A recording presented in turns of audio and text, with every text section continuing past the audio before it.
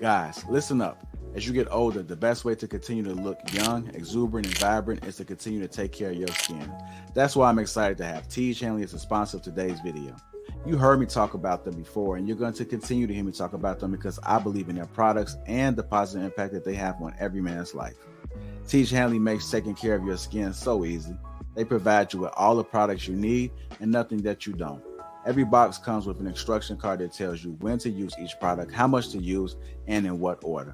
Lapeef family, I must admit, skincare wasn't always something I always focused on, but since I started using this system, I've seen improvements in the way my skin looks and feels. And you don't have to take my word for it. They have over 5,000 five-star reviews on their website from satisfied customers from around the world. I recommend you start with the level 1 system, which comes with all the basics: a daily face wash, an exfoliating scrub, an AM moisturizer, and a PM moisturizer. In addition to amazing skin, members of Teej Hanley get tons of benefits, including at least 20% off retail price, the ability to customize your box, pause or cancel at any time, and free US shipping. And because Teej Hanley is sponsoring today's video, they're offering my viewers a great deal. Just click that first link in the description and you'll get 30% off your first box plus the free gift. Seriously, that's an amazing deal. Even though it's too early, as I often say, it's never too late. Click that link and get started today.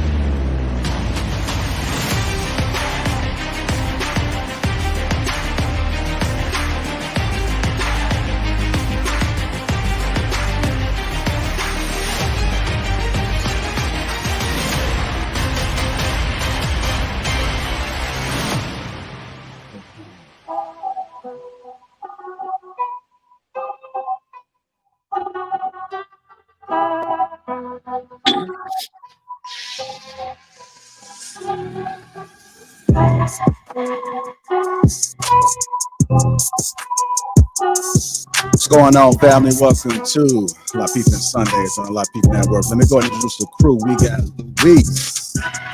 The rest of the Color Connection, Sugar Pearls, Fair Story to Tell, Balancing Codes, Paradise Paris, Eric, the Real Precious, Thinking the Basin, and myself and Lapeef JR. Welcome to Lapeef-ing Sundays on the greatest network ever, the Lapeef Network.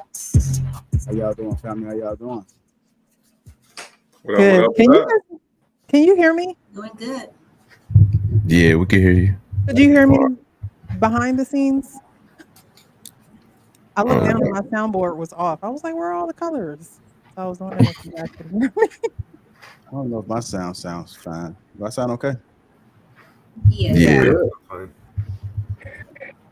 If anybody know any recommendations for mic stands, try to send me a link or something like that, because I can't seem to find some reliable mic stands that don't keep dropping. Can't find it. I don't know. You might have to make one on your own, man. That's probably the best bet, because I haven't found anything reliable. Yeah, I'm talking about stand, the ones that go on the floor, not the ones that connect to the desk. I need something that's, I don't know. This one got out of whack pretty quick, and I'm pretty dissatisfied. But nevertheless, we are here on Sunday. It's good to see everybody. Welcome. I am back in my original setup. I know I've been having this mobile setup, and the sound was terrible to me as well on the playback. So good to be back in front of some structure. With that being said, shout out to the sponsor, Teach Channel, the Uncomplicated Skincare for Men, 30% off along with a free gift. Make sure you guys click that link in the description and fill the Teach. As I always say, man, let's make sure that we get our skincare in order. Shout out to my green gang. I see we got Joe Lee, Mr. Renegade, AP Accountability Partner, Sugar Curls, RPT, Tipsy. Not mad? Okay, no mad? Welcome, my first time seeing you. If you want to become part of Green Gang, that link is pinned to the top of the chat. Hit the like button. Also, make sure you subscribe to the channel if you haven't already. We got a phenomenal show for you guys. Are you ready to hop into it? Just do a well-being check. Is everybody okay? Yes, sir. Yep. HR is around, but I don't typically have any issues. Jay, how was the show last week, Jay? I don't know. You got to ask the people, man. I think it was good. Was it good? I think it was They good. held it down, bro. He held it down. Mm-hmm. Held it down. I think it was good, but you gotta ask the people what they think, man. They get it real. Okay, y'all took it easy on them. Man, how could you go hard on that, brother? Listen to his voice. Yeah, I was watching. Okay. How was it? It was good. Okay. It was good. Yeah. Y'all always attack me, telling me, how come you don't mute people? So I guess Jay didn't have those moderators. All right, well, Jay, I guess the people spoke. You did well. Mm-hmm. I appreciate that. that. If you watch the show, we would love to hear your take as well. We'll be highlighting a couple comments if you did watch it, and it was a great show. Let's go ahead and hop right into it. Again, hit the like button. Also, make sure you subscribe to the channel. Our first topic of this early afternoon for some folks, maybe late for others. Dishonorable familiarity. I'm going to play this clip for you guys. Here we go. Dishonorable familiarity is basically when a person treats you way too common. So common to the degree that it eventually becomes flat out disrespectful. Here's the thing, dishonorable familiarity from a person that you know will close a door faster than blatant disrespect from a stranger. Oftentimes when an unfamiliar person blatantly disrespects us that we had no relationship with, we don't suffer much emotional disappointment because we had no expectation from that individual in the first place. However, when someone you give personal access to the intimate spaces of your heart behaves in a dishonorable fashion, it immediately causes you to shut them off from any future accessibility. That's why I never assumed that I could say anything to a person, joke, jest, open their refrigerator, dishonor their earned title by refusing to call them doctor. Whatever the case, I understand that honor has to be demonstrated even when you have a close relationship with the person. If anything, that should heighten the honor, especially if that person has been with you through the difficult times of life or they've proven themselves to be consistent. Why would you lower the level of honor? So when people say things like, oh, that's just Jonathan, or I've been knowing him ever since he was a kid. I don't call him YPJ. I call him John because I know him back. Little do they know on the other side of this humble smile, a door of access has just closed. If you're that obsessed or married to an expired version of me, you could never appreciate the evolution of the man I've worked so hard to become. Dishonorable familiarity eventually leads to disrespect, and ultimately disrespect leads to disconnect. Shoes and food. says it leads to disrespect. Let's go ahead and dive into this. Eric, I want to go to you first. Dishonorable familiarity. There's some truth to some of that, what he said, most definitely. I think sometimes, and I found it with me, with people that I grew up with, right? People that I came up with back in the day, and they saw me as that person that I was back in the day, and we was real cool. But then what happens is over time, I've learned some new things. I've started to do some new things. And the thing that happens with that familiarity for me is that they can't get that old me out of their minds, even though I've evolved, even though I've done some new things and stuff like that. And what happens is that familiarity takes away from the respect of some of the accomplishments, some of the things I've done. It's even taken away from even some of the relationships I've had in the future. I mean, after them, to the point whereas they almost kind of started talking crazy about the new people and, really put more emphasis on the relationship that I used to have with them. So being too common with people at times can be tough. I think there should be some people that are on your inner circle, and everybody can't be on the inner circle. And then for you to be able to get respect, whether it's in business, whether it's in whatever you do, there has to be that separation a little bit so that the respect is maintained. Okay. Sugar Curls, I'm going to go to you. Dishonorable familiarity. Well, I was thinking as the gentleman was speaking about one of my worst experiences with showing honor and respect have been with people that I know, the people that I know the most, people that I'm closest to. And so listening to the way this gentleman described it, you would think it would be the other way, like a stranger would probably have that disposition. But I don't know what it is, this feeling that because we know one another, we have leeway to just go into each other's space or make a comment about the other person's spouse, or make a comment about the other person's children or what they're doing. If anything, as described, we should have more honor and more respect for someone that we know, because we know where their heart is. We know where they're coming from. We understand the connection that we have. And so we don't want to mess that relationship up if we have a really good relationship. But I think that's something we can all work on. I think that's why the Bible admonishes us to take the lead and show honor to one another. And especially in the household, we should be showing honor to our parents, showing honor to our friends. So I can definitely concur with what the gentleman is saying. It's sad that, we get this from people we know that are closest to us. All right. Go ahead, Kelly Connections. What are your thoughts about it? Can you hear me? So this is actually something that I learned in the Bible. So I find it funny that a lot of people speak on different principles that have been written before everybody became a guru. But even Jesus said a prophet has no honor in his own hometown. So he can go out and he can speak to the nations, and he comes home and he gets disrespected by his cousins and his brothers. Like, do you know who I am? And I've worked with doctors and lawyers, and I've heard them not even give their own relatives their title. Like, they'll call and be like, hey, can I talk to Timothy? I was like, do you mean Dr. Parker? He's like, oh, no, that's just my brother. But my father was huge on giving people the respect that they earned. If you went to school and you took all your time and you studied to show yourself approved, you deserve to be called your title, whether that's pastor, doctor, or apostle. My father used to be like, oh no, my god brother, I knew him since we were 13 years old, like closely. And when he became a pastor, my father was like, you don't call him Nathan anymore. Give him respect of his title. He's Pastor Nathan now. So I wanted to make sure I honored people. If you went to school and you became a doctor, I'm going to call you doctor. So I do think it's disrespectful. But I also understand there is a familiarity. Like, that's just my sister. But if she took the time when she's in her field, give her that title, especially in front of others. That's all I got to say about that. All right. We'll go to you, Luis. What are your thoughts about it, sir? I agree with what the gentleman in the video said. There's a lot of truth that came out of that. One of the takes is that, this honorable familiarity is something that people take for granted.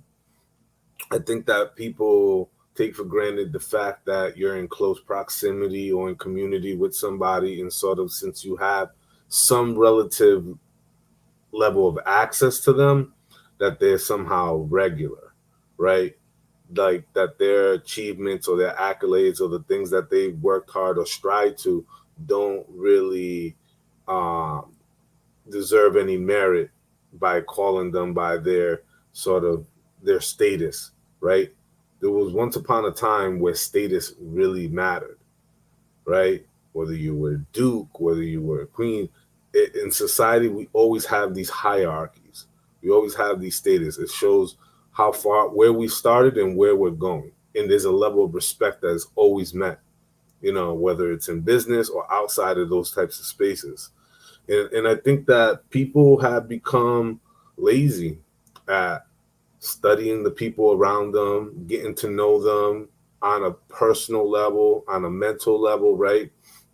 They've become so lazy that they don't follow the evolution of the person. They only follow what they see, that, oh, he's driving a nice car now, or he bought a house now, you know what I'm saying? But they don't see the 100 jump shots every 15 minutes that person took, the 1,000 jump shots a day that person took, right? They're focusing on the end result, but not the progression to how that person got there. So I think people have become a little bit lazy in terms of, I remember that person used to, you know, wake up early and, you know, take 2 buses to go to school, right? Like there's honor in understanding the hunger that people have to strive better for themselves. And because we see that and we're not participating, we try to minimalize it. So like that, we could feel like we're on the same level, but in reality, that's somebody's inherent insecurity.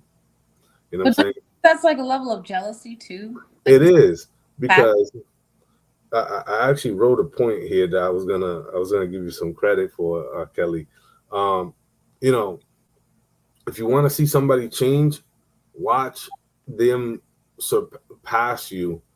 You know, surpass somebody economically in every sense of the way, and you'll see how the way that they talk to you and the way they gravitate you, they'll start trying to belittle you, trying to throw little jabs, right? And the jabs become a little bit more and more personal and more disrespectful. It's because they don't feel like they have that level of access or obtain to you, right? And I think the reason for that is that people don't respect hard work. People don't respect hard work. A lot of things today come very fast, quick, and easy. You know, some with money, and some people don't understand the foundational process of how people go through this evolution. And I'm not even talking about from a financial standpoint. I'm even talking about from a career standpoint. I think talking about more from the evolution of that person's mentality, their spiritual journey, their mental journey, right? How they become, you know, from a young man to a much more wiser and more mature person, right? And that takes time.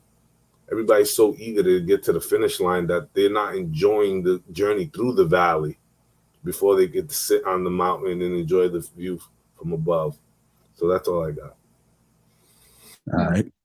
I'm gonna go to Paradise. What are your thoughts about it, man? I have this saying that I always say, which is people treat you how they know you. So even when you're trying to like go back and rekindle old relationships and things like that, it's always a stifling point because they only see you as how they initially got to know you. That's why it's very hard for relationships to grow, because people always want, quote unquote, the old thing back. I remember when we used to be the way that we were. Let's go back to the way that we were. And they typically have a very difficult time growing with you to see you as the person that you are evolving into, because it gets uncomfortable for them for whatever reason. Another thing about that is preferential treatment. It's easy for me to say, oh yeah, I'd have been around such and such. I'd have kicked it with them. I remember when they were doing X, Y, and Z, as opposed to actually acknowledging like the new friends that they made or the new social climate that they have reached. Like, you know, because you have been a part of some of those early elementary experiences that they have indulged in, a lot of times people feel as if that gives them more of a preferential treatment towards that person because they've seen them when they were not who they were. They've seen them at their lowest, the stay down until you come up type mentality. I absolutely resonate with everything he said in that video, because the first thing that people do see when they see you get to a higher status, they go, you still gonna always be such and such to me. You still gonna always be my baby. You still gonna always be Lil Junebug to me. You still gonna always be Lil such and such baby to me. And that is a way of them keeping you boxed in for whatever reason. To me, it comes off as humbling. And to me, it also comes off as extremely egotistical and kind of like a power dynamic. Because who are you to tell me that I'm going to always be this person when I'm no longer that individual? I don't have to accept me being stifled. I don't have to accept me being in your small mind the way that you have envisioned me. And so I think for me now personally, I correct those things. I correct those things when people tell me those type of things and how they perceive me, because I'm not a little girl anymore, right? And you don't get to contingentally treat me as an adult or as a child based off of your personal experience with me for one or two moments in my past, especially when I'm not there anymore. But don't you feel like at some point there's a shift? Like for example, when you first become a different person, they may try to bring you down. But once you've made it and arrived, it's almost like people switch and like, oh, I know them. I used to go to school with them. Like it's a whole different way that they try to interact with you. They're like, I don't think Beyonce's no friends. From personal experience, no. What happens is they either try to disassociate themselves with me completely, or they try to make it seem as if that they're doing just as better. They're doing just as great based off of what they see. Having a wide social media platform now, I go outside and people are noticing me. So it's not uncommon, but that doesn't feel unnatural because I come from a small town. People have always noticed me. My grades was getting me in the front of the newspaper. I was a part of everything you could think of that was positive, so the attention doesn't stifle me. It's people seeing me get that attention on a larger scale. Like, how dare she go from local little attention to this massive form of attention? And then because we come from the same place and they have a, rapport with my parents, they have a rapport with the people at my church or my aunts or my cousins, and they see them and it's quick in their mind, she's still like them. I don't know who she thinks she is. She's not better than me. So with one or two things, they're not looking to be my friend. They're looking to either humble me or they're looking to completely remove themselves and create whatever in their mind of a bad character flaw. But let's say you become like the next Oprah. You don't think they're going to be like, I know Paradise. I grew up with her. I used to go to school with her. Look, this is us in the yearbook. It's like that Michael B. Jordan interview. I have a few people that do that, and they do it with my mom. Like she was telling me when she went to work, she has pictures of me and my brothers all over her section. And she says that some of the newer kids that come in, they notice me and they'll go, how you get a picture of her? And then, she go, that's my daughter, and then it goes into a conversation. But typically people who have had an interaction with me, who I've actually been in proximity with, people I've went to Sunday school with, people who I've, vacation Bible school, or people who I've actually sat in the classroom with.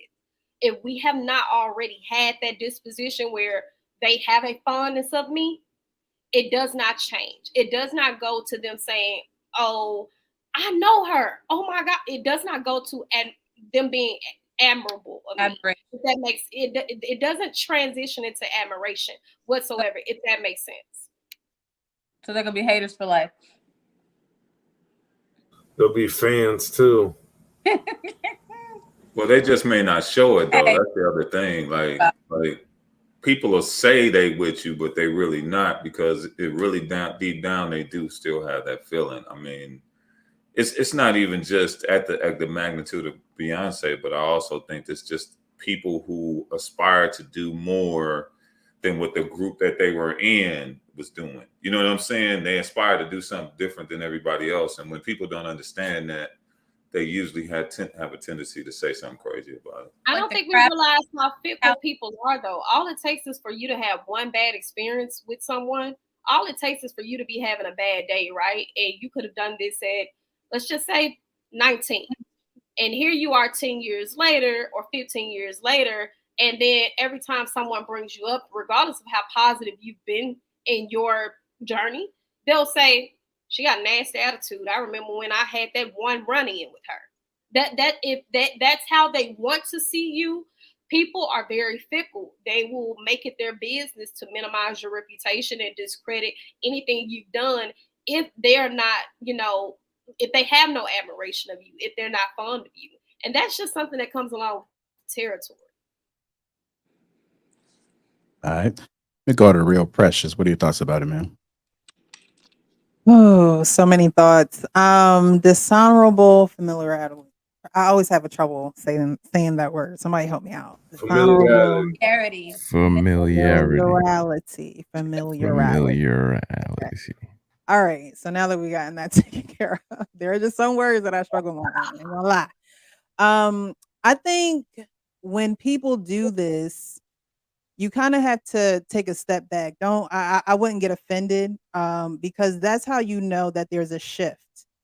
A lot of people don't realize when they come into this shift. They don't realize when, things are working for them and they're in the middle of it, and they don't even realize until people are actually saying those things like, "Oh, your little business," or, "Oh, I'ma still call you this. I'm not gonna call you, your stage name. I ain't gonna call you that because you're gonna always be, such and such." Those people, you can't be offended. Some people you got to extend a certain type of grace to because they don't understand your grind. They don't understand your hustle. They don't understand your vision. They don't understand what God gave you. So there's always going to be that dishonorable familiarity.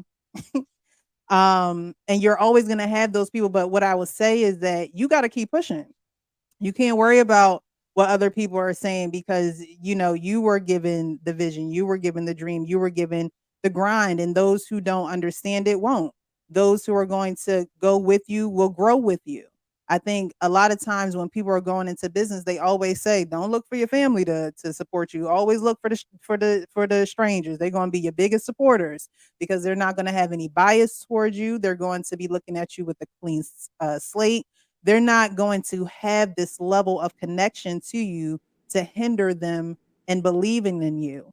And it's a shame that our own families don't believe in us. That's why you have a lot of men, they have a lot of ideas, they have a lot of desires and dreams when they're little. The first people who kill it are their parents. "No, you can't do that. You ain't gonna do that. Who you think you are? This family don't do that. We all doctors. What do you mean you want to be an artist?" It's your family who become dishonorable first. And that's hurtful to people. It kills people's drives. Now you got to be a special kind of somebody to say, "I'm not going to let you stop me. I'm not going to let whatever y'all been doing in the family, that's what y'all been doing. But I've been called to something different, something greater, and I'm going to pursue that." So when you see those people that's giving you them little remarks, those people that's leaving them little slide comments, those people that want to look, but they don't want to let you know that they're there. You have to know that they're there because there's a shift in the atmosphere. It's a shift in your relationships. And if you're doing what you're supposed to do, you have to know that that's going to come with that. All right. Share a story to tell. What are your thoughts about it, sir? I think it's a balance with that too. I mean, because I pursued things. I had a failed rap career where, like Precious was saying, the people that was most close to me, they never supported it. I would send them a bunch of albums. All I wanted them to do was listen. I just wanted them to listen to it because I knew if they actually gave it a listen, they would be like, "Okay, he's nice," and they would spread the word. They didn't even actually give it a chance, like listen to it. And I had complete strangers that would give me accolades and words of encouragement, or even so much like knew all of the songs, versus the person I grew up with, like close friends, had no clue. you know. And I think it's like most of y'all were saying, you never, it's a balance of keeping somebody humble or the fear that somebody's leaving you behind. You know, it's nothing like feeling like someone's outgrowing you. You know, this happens in relationships, it happens in friendships. And there's times where you believe it. Like, I'm sure everybody has that friend that projects growth, but then behind closed doors, they on that same nonsense. Yeah, you like, come on, man. That's irking. You know, that irks me. I'm like, this person behind closed doors, be this person. Just be who you are. Don't project growth. And then, you know, so it's kind of a catch-22 because I wouldn't want to get too big for my britches. I wouldn't want to think I'm something more than I am. You know, even if I have accomplished things, I wouldn't want to walk around with that bravado, you know, because it's not good, you know. So I would want to have those core people that said, you know, that I grew up with that could say those things that many other people couldn't get away with saying to me. You know, I would want to, I guess you could quote unquote sound crazy, but be humble. You know, man, cut that out, dog. Come on, for real. Like, we know you. You want to have that baseline. So,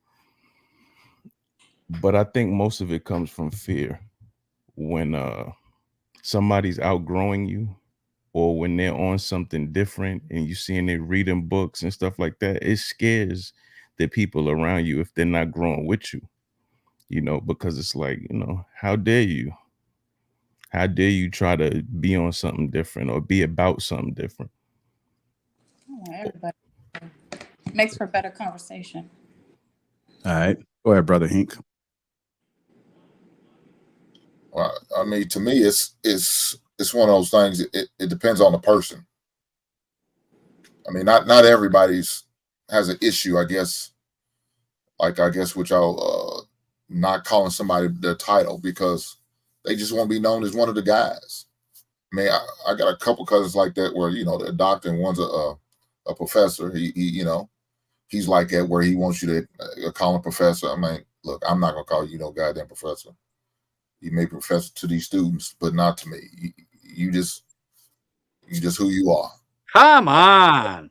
Yeah, man. You're Fuck that that. guy. You're that guy. You're being so dishonorable, Hank. Right? I guess I am. So be it. But yeah, I think it depends on the individual. But I got one cousin, he don't want you to call him doctor. Don't you know? He gets like embarrassed or shy or something when you call him that in front of you know because it's like, are y'all saying it to be sarcastic to him, or what's the reason you're saying this? Are you saying it's trying to make him feel some type of way? I don't know, but I think it depends on the individual. Some individuals really don't care if you know, Lil Tony. Man, come on, Lil Tony. Come on, I know you're a doctor now, but damn, do we gotta call you Dr. Tony? You know, he just don't want that. He just don't want to. He just want to be one of the guys. Call him Tony. I guess like Jay says, it keeps him humble. It keeps him grounded, and he's okay with that. Now, some other people, you know, they want you to recognize their title and their accomplishments and all of that. And then it is what it is. I guess you just treat them, you know, as individuals as such. You know, I wouldn't call everybody pastor such and such or doctor such and such or professor such and such. I wouldn't.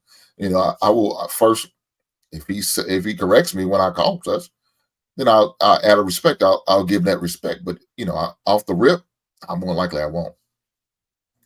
But real I'm gonna quick be honest, to me Hank's, is not necessarily around the title. It's more so around the disposition that they take with you once they realize that you have a hierarchy over them. That's where I get it from. You know, like I don't want anybody walking around calling me Paradise Paris all day or anything like that, or acknowledging me about behind my my license that I have. But when you set the disposition with your body language to insinuate that there is some form of barrier between us based off of my credibility versus yours, at that point, that's when I get a little bit more defensive because there is nothing that I'm doing that should affect you to the point that you mistreat me. Nothing that I personally do, my personal accomplishments, should affect you to the point where you feel the need to minimize or belittle or be crude to me. And I also No. think it has to do with the arena that you're in. Like, if you're at church, I wouldn't call him Little Tony. He should be Pastor Tony or whatever, Pastor Anthony or whatever. If you're at the office, he's the doctor, you shouldn't call him Little Tony. You should give him the respect among his peers to call him doctor. If you are on the show, I don't think if one of your friends popped up, they should call you Paradise or call you by your first name. I don't know your real name, but if it's not Paradise, they call you, hey, Sasha. I think that's disrespectful. They should give you the honor with wherever you are to respectfully call you by your title. Now, if you're at home and you're shooting craps or playing cards or poker and they want to call him Little Tony, I think that's okay if he's okay with it. But I think you should respectfully call the person what they want to be called. And I think if you've ever, real quick point, dating people in the military. I know I dated a woman in the military who wasn't high rank. You know, she was a captain. And that bled into our interactions because she was used to, you know, she was over a lot of men on her job. However, with me, you know, she brought that same attitude towards me. And at one point I had to check it. Like, you know, you are a captain. You're not my captain, you know. And did she want you to call her captain? No, she didn't want me to call, but her attitude, because that was her rank, you know. Okay, so the demeanor that she had. Yeah, okay. and she was over so many people in her profession. Right. It was like, hold on, yo. Yeah, it's hard with those professions for women, especially. They just, and I'm sure men too, like women that deal with men in the military. I'm sure there's probably that. Yeah, they're like in the top 5 of the most divorced and worst partners. Men who are in doctors, officers, military, firefighters, and it's one more. I think it's like whatever the case may be. It's like engineering or something like that. Yeah, they're the top. They're the worst partners, and they typically have the most abuse and the most divorce because they can't turn off their authority when they come home. Well, I mean, I don't see it. How is it disrespectful unless I'm calling you out of your name? I don't see that as disrespect not to me. If I call you, hey Anthony, how are you doing today? That's your name. I'm not calling you. I'm not saying, hey, you sorry bastard. Hey, you deadbeat motherfucker. I'm not doing that. I'm being respectful. I'm calling you your name. I don't find that to be disrespectful, not to me. No, but Hank, this. Oh, I'm sorry. Go ahead, bro. Go ahead, Luis. Go ahead. No, go. I'm done. Yeah, I was just gonna ask you a quick question. Hank, what if you have a friend who is a judge, right? Mm-hmm. Are you going to just call him Matthew, or are you going to refer to him by his title? You know what I'm saying? If I'm in his court, I'm gonna call him Your Honor. I'm gonna call him Judge Matthew. But if we out in the street, I'm not, hey Judge. No, I'm not gonna call you that. I'm not gonna call the pastor by hey pastor. No, I'm out in the street. I'm gonna call you by your first name. Now, when you in your place of business, I will give you your title. I will respect it such. But once you outside of that, no, I'm not gonna call you that. Just like what Jay was talking about, I'm not gonna call my girlfriend Captain. What the hell? But see, that's where I feel like the humbling part comes in, because it's like this constant badgering of where you're fighting for the right to call them by their regular name as opposed to the name that they've extended, right? Because especially when you go to school and you get a master's or JD or PhD, that's legal. Like you legally become whatever that is. So when you expand it out and you're fighting for your right to tell me, oh no, I'm not going to call you JD Brent, JD Brent or whatever like that. I'm going to call you Brent, just Brent. Then at that point it goes, it's like, okay, well, I've worked for this, I would enjoy it if you call me by, you know, the actual name that I've accumulated. Because what I did notice in these type of dynamics, usually when it comes to the parents are so proud. They're so happy when they're acknowledging their children getting all these accolades and these different titles. But it's always when people who are amongst you in a social setting, like they're your peers, and it's like, although I'm not saying that I'm better than you, please acknowledge the fact that I have worked hard. So these are not my credentials, and I have worked for the opportunity to be called by my credentials on an everyday basis. Everybody doesn't get that. Go, Eric, go ahead. I know I cut in on you. I wanted to hear your perspective. I want to let Balancing go first because she hasn't even went yet. So I already said something. So let the sister say it. You're not gonna say anything? Okay. Yeah, go ahead, Balance. Go ahead. She said no. Because I came in a little later, so Okay, I'm just listening right now. Okay. What I'm Hank, I get exactly what you're saying, bro. Like I feel you. I say you're 100% right with what you're saying. But I think the one thing that we have not brought up is the motive of the person that's saying it, bro. Hank, you one of the coolest dudes that's on this whole platform. You probably one of the coolest dudes that's on YouTube, that's on social media, that's anywhere, right? And the one thing about you, Hank, is what you say is what you mean, and what you see is what you get. But the thing that happens is with many people is that they will come with this sarcastic undertone, bro, and you know what I'm talking about. Where they'll come with this sarcastic bullshit, you know what I'm saying? Where it's like an undertone, where it's like, yeah, man, what's up? That looking down, that type of thing. And the thing that happens is this, is that if you breed trust with a person, true trust with a person, and you understand their motive, then they can call you whatever. Because I got boys, you know, I've done some things in my life, and I got boys that's done things in their life. And man, we call each other everything under the sun, but we down with each other and we ain't going nowhere. You know what I'm saying? We ain't going nowhere. We there for each other.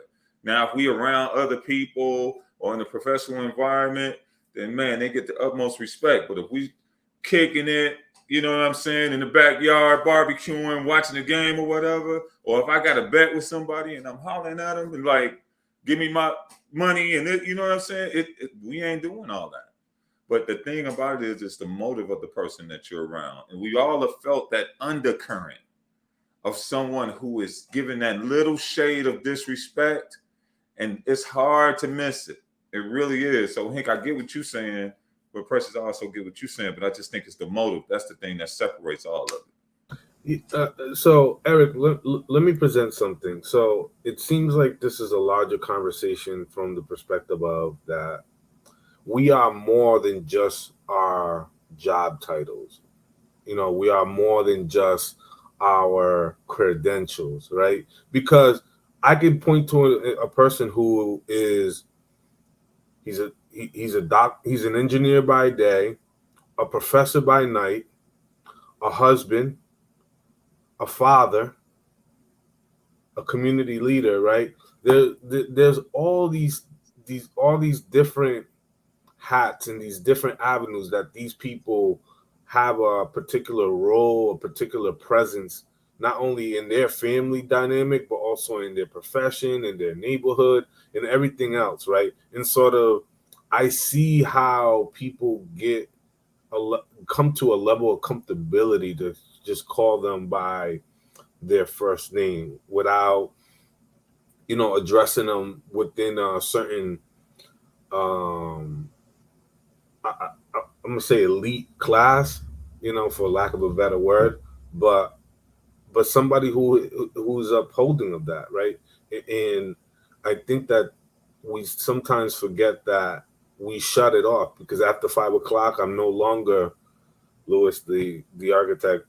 I'm now the husband or the father, or you know, now I'm a professor in the evening, you know, teaching classes, right? There's a change, right? I think how we kind of carry ourselves in certain spaces kind of translates a little bit different depending on the crowd of audience that we're dealing with. I just want to kind of get some people's perspective on that. So you're saying if you're a doctor, your spouse shouldn't call you Dr. So-and-so when you get home? No, I don't believe so. What if they're referring to you, speaking about you? Then is that Well, respect? yeah, if they're referring to their husband or significant other in such capacity to someone else, then I would expect them to kind of insert their title, because they're talking about them in a certain type of light in a different space. There's a level of credentials that is presented there, right? As opposed to, you know, When he you the comes home, mother. the doctor has entered the building. Yes, exactly. Yeah, I mean, it's one thing is different things in different spaces. You know, water is water when it's hot and you're thirsty, and the freezer is still water, but it's frozen. It's ice, and evaporated. It's what? Fog, mist. You know what I'm saying? So that's just like people in different arenas. We're different things. However, if we're in this arena, address me as such. If we, like Eric was saying, we're in the backyard, it's a barbecue, you know what this is, you know.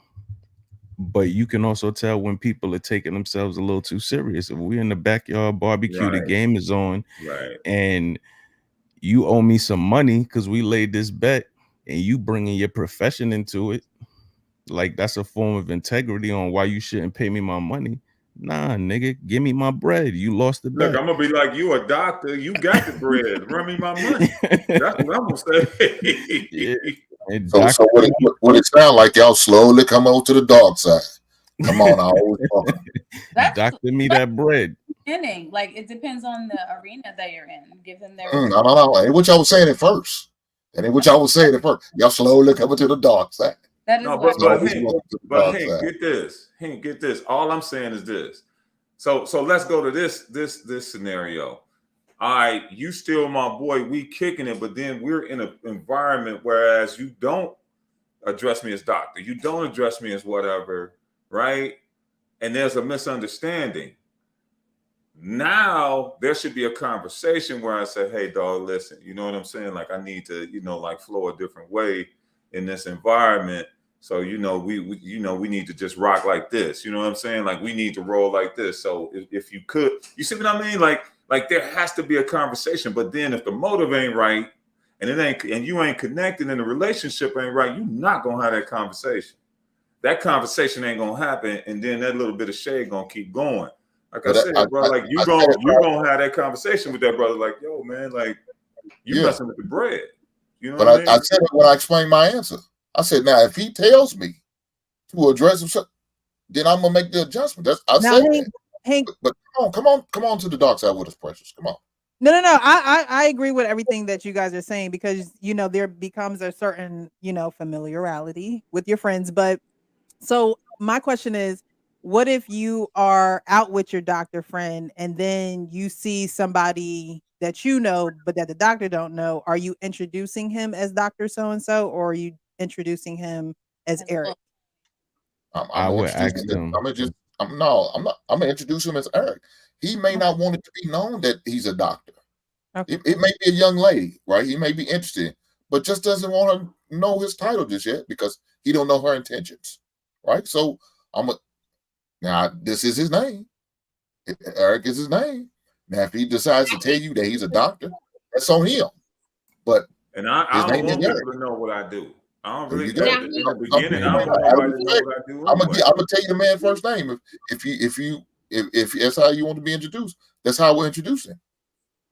He makes a good point there, because I went out with a friend of mine. Come on over to the dark side. Well, no, listen, like I said, for me, it's personal experience, right? So there is a whole new sector. When I'm with my family, I enjoy being with my family because I get to be treated as normal. But when I'm out certain places, people are walking up to me and kind of like invading my personal. And it's like, hey, I'm just trying to be a patron. Like, so when I went out with a friend of mine, really the whole time. And it was kind of awkward. I really shouldn't even call them a friend, but the whole time they were pulling out their phone and everything was being recorded. And it's like every time people were like passing by or engaging, it was like, oh, you know her. And it was like, hey, I had to have a conversation like, hey, I'm just trying to chill. I'm just trying to be normal. I'm just trying to relax.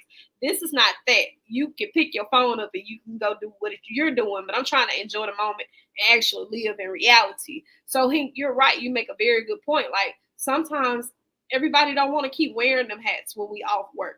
Sometimes you want to clock out of that and just be normal, regular you and just be treated like a regular individual, because having those titles come with a lot of responsibility. Exactly. Because what if you say, yeah, my friend Eric, he's a doctor. And then she's like, yeah, I got are you a doctor? Oh, I got this pain in my back and blah, blah, blah, blah. And now he just trying to chill, and go to watch Barbie. He in line to watch Barbie. And now he got to diagnose why this. You got to come with Barbie? Really? Heard it was really good. You put that body on your E? Dang. Okay. You got dragged there, Eric. Yo, Eric, you got dragged there, man. It wasn't your choice. So you got baited there. I'm going to go ahead and keep this pushing. If you guys just tuning in, welcome to Lapeef-ing Sundays. Make sure we hit the like button. Also, make sure you subscribe to the channel.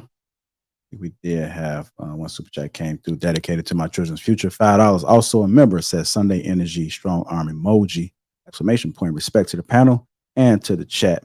Shake hands. Hope we all have had a good weekend.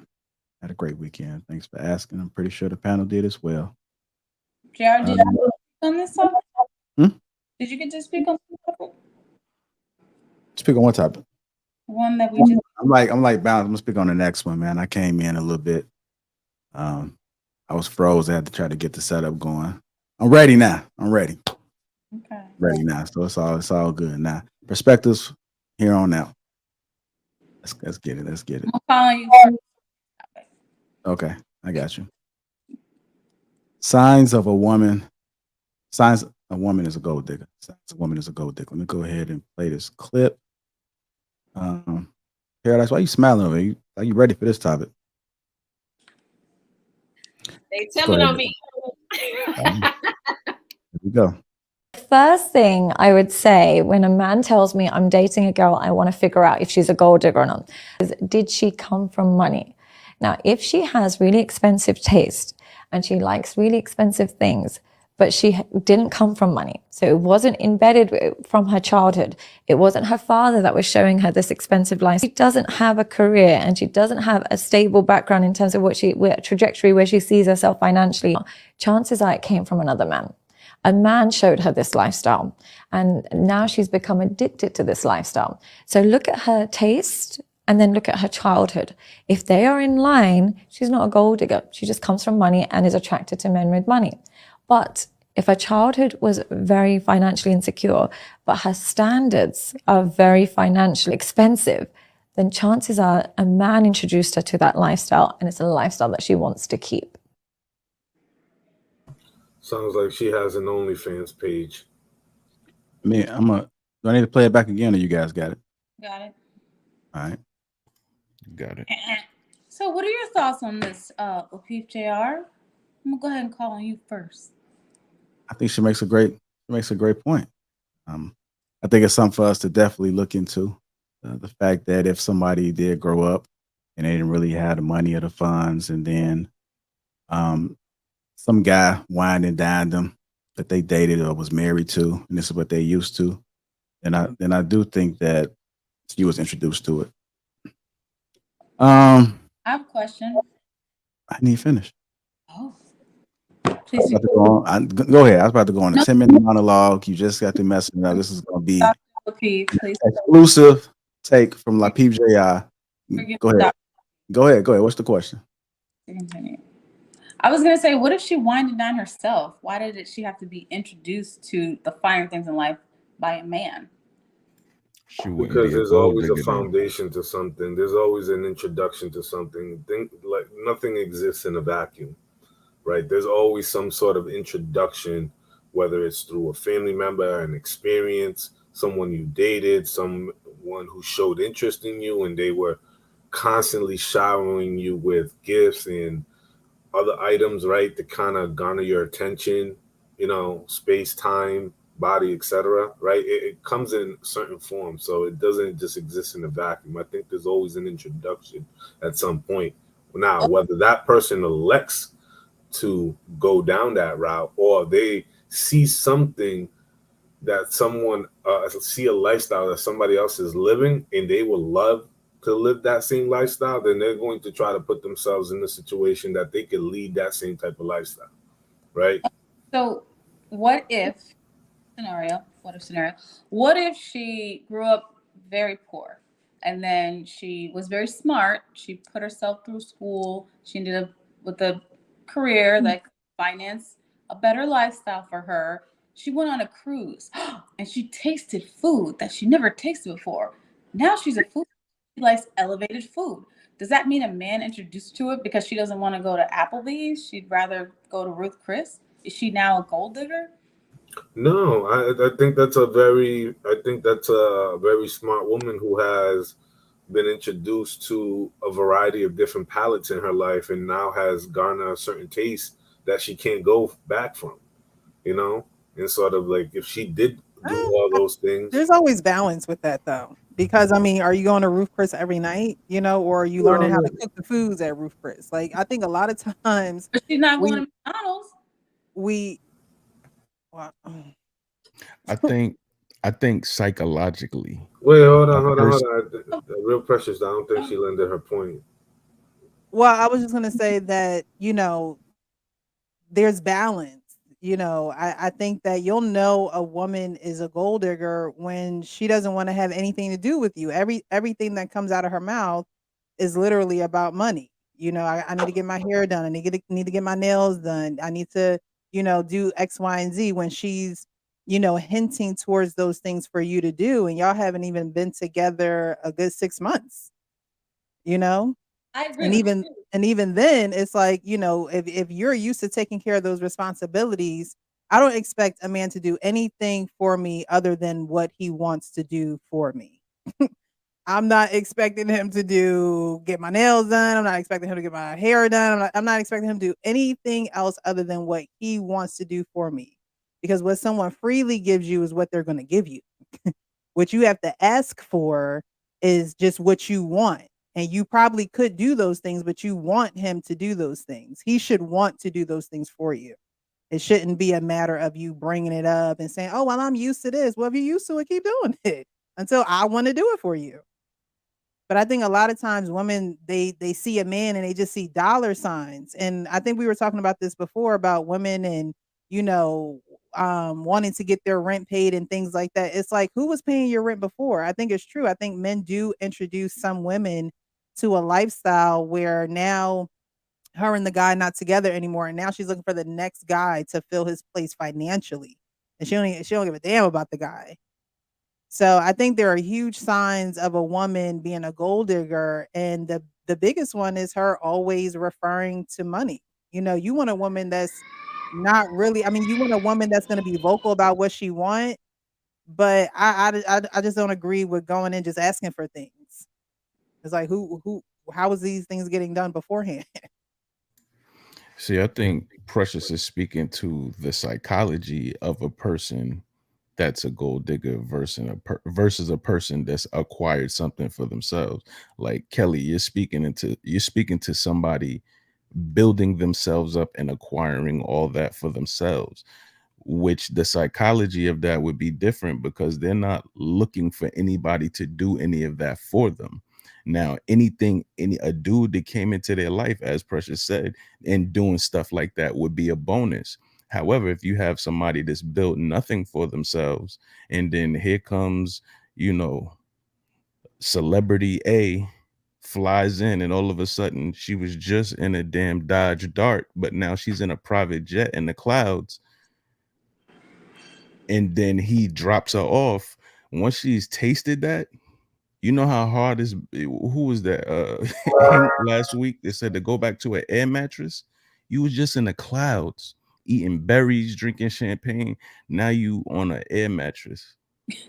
You know how hard that is? So you are on the voyage to how can I be in the clouds some more? I need to get back in these clouds because this air mattress ain't working for me. So when it spoils you, and I've heard I was watching something, I saw a conversation is like, you know, if you are somebody was giving advice to a guy that had money. It's like if you come into a woman's life, if you live a certain lifestyle, don't give her your lifestyle. Give her the best of what she already had. If she was wearing Skippies, load her up with Skippies. If she was look at balance, you know. If she was eating peanut butter and jelly sandwiches, fry them. You know what I'm saying? Like throw some berries on top, like jazz up what she was already. It was like Not because that's fry the the way peanut you butter and spoil a jelly good woman. sandwiches. Yeah, but you know, it was like you could Bread in spoil a a person toaster. like that. You could spoil a person like that. I don't. Yeah. But those two, I just don't agree with looking back at someone's childhood because you can develop past that on your own. But you want to know something, Kelly? To Jay's point, right? Like any woman walking or entering that situation, like you got to understand what you're walking into. This is a temporary experience. This is not long term. This is temporary. Unless the guy is going to marry you into this world, it's a temporary experience. And then you get that hit of dopamine and then you retract back. You're like, wow, I want to experience that again and I want to go through that again. But how do I do that? Instead of worrying about how much he has in his pocket and what he's making and stuff like that, won't you ask, I don't want you to pay my rent. I don't want you to buy me a bag.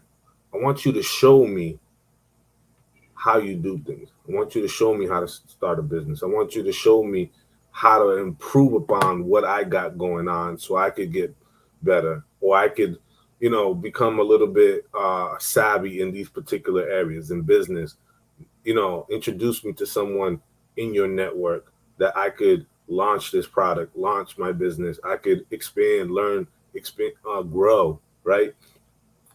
Have that person add value into you outside of monetary gain, right?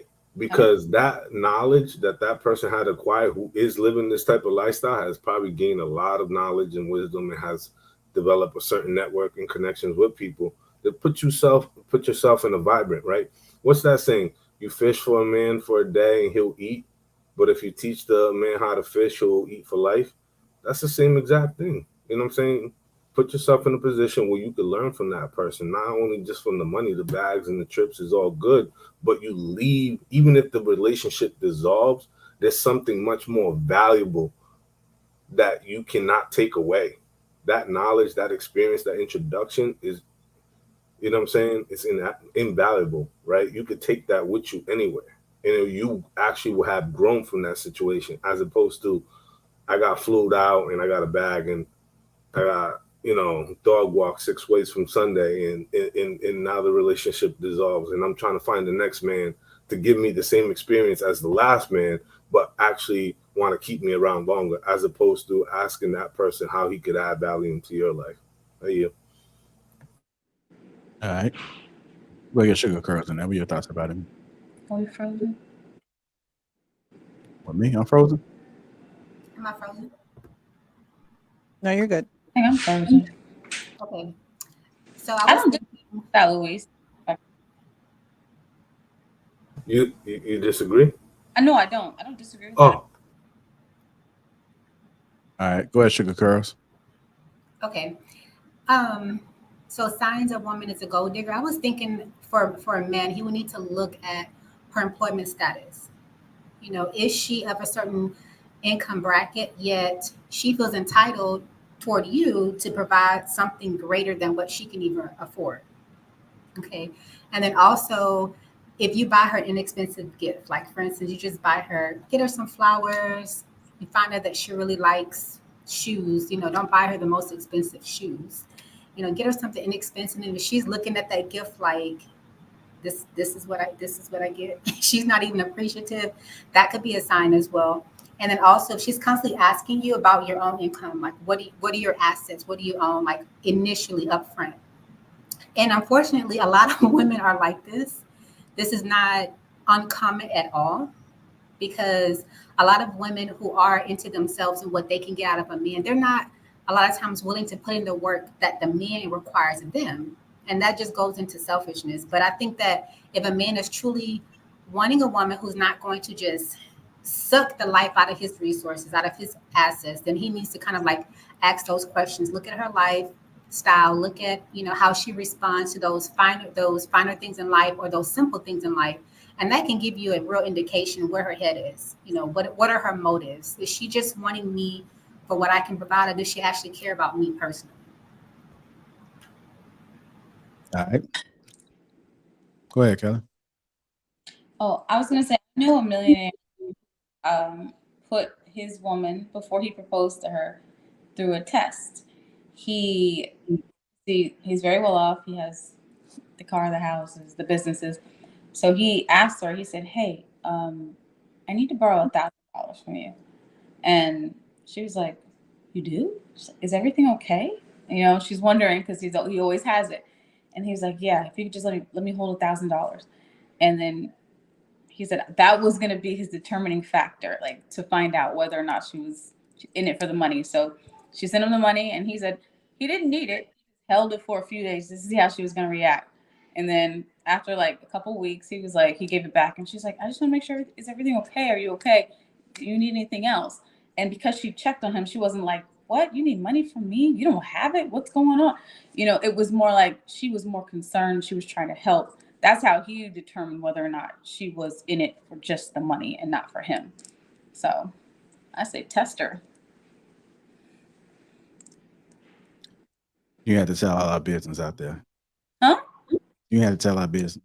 You're so stupid. Nah, I'm joking. But with the money, I'm not a millionaire. But let's go to Paris. Don't test me.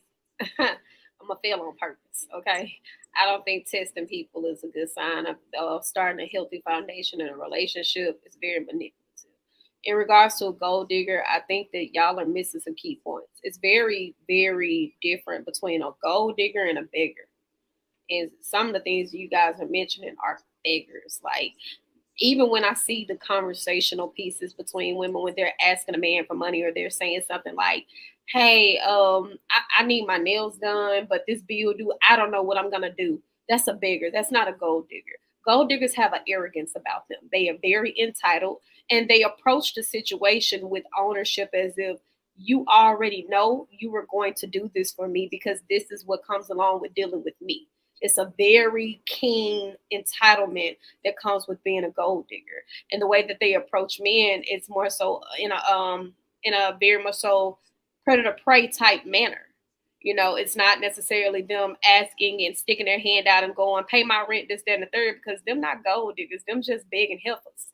Like they're gonna get told no. They're gonna get told no. They just keep trying until one of the men that they hit, the target actually go ahead and strikes gold. But when that woman spoke, I'm gonna be honest. I don't think that applies to Black women in mass, and I'm just generalizing. I think more Black women are taught how to participate in sexual work. I think more Black women are taught to like exchange favor for favor, quid pro quo. A lot of times we have this whole mentality of, and we're taught this: if he not doing nothing for you, you don't need to be with him, and he can leave the money on the dresser. If you sleeping with him, he needs to be giving you something. That's an exchange for something. Gold diggers, they're typically trying to give you a little for a lot in return. Like used car salesman. That sounds more like a sugar baby, sugar daddy relationship. Those are gold diggers. Yeah, those are exactly gold diggers. You see them a lot more with white women. The whole blue-haired, blonde-eyed dynamic, the Playboy girls. Those are gold diggers. They're actual gold diggers. There's an entitlement. I'm just here to be pretty. I don't have to do anything else. And I don't have to do anything else. I'm just here to entertain you. The country club girls. Black women in general are not taught that. Now, do you have some Black women that have a gold diggers mentality?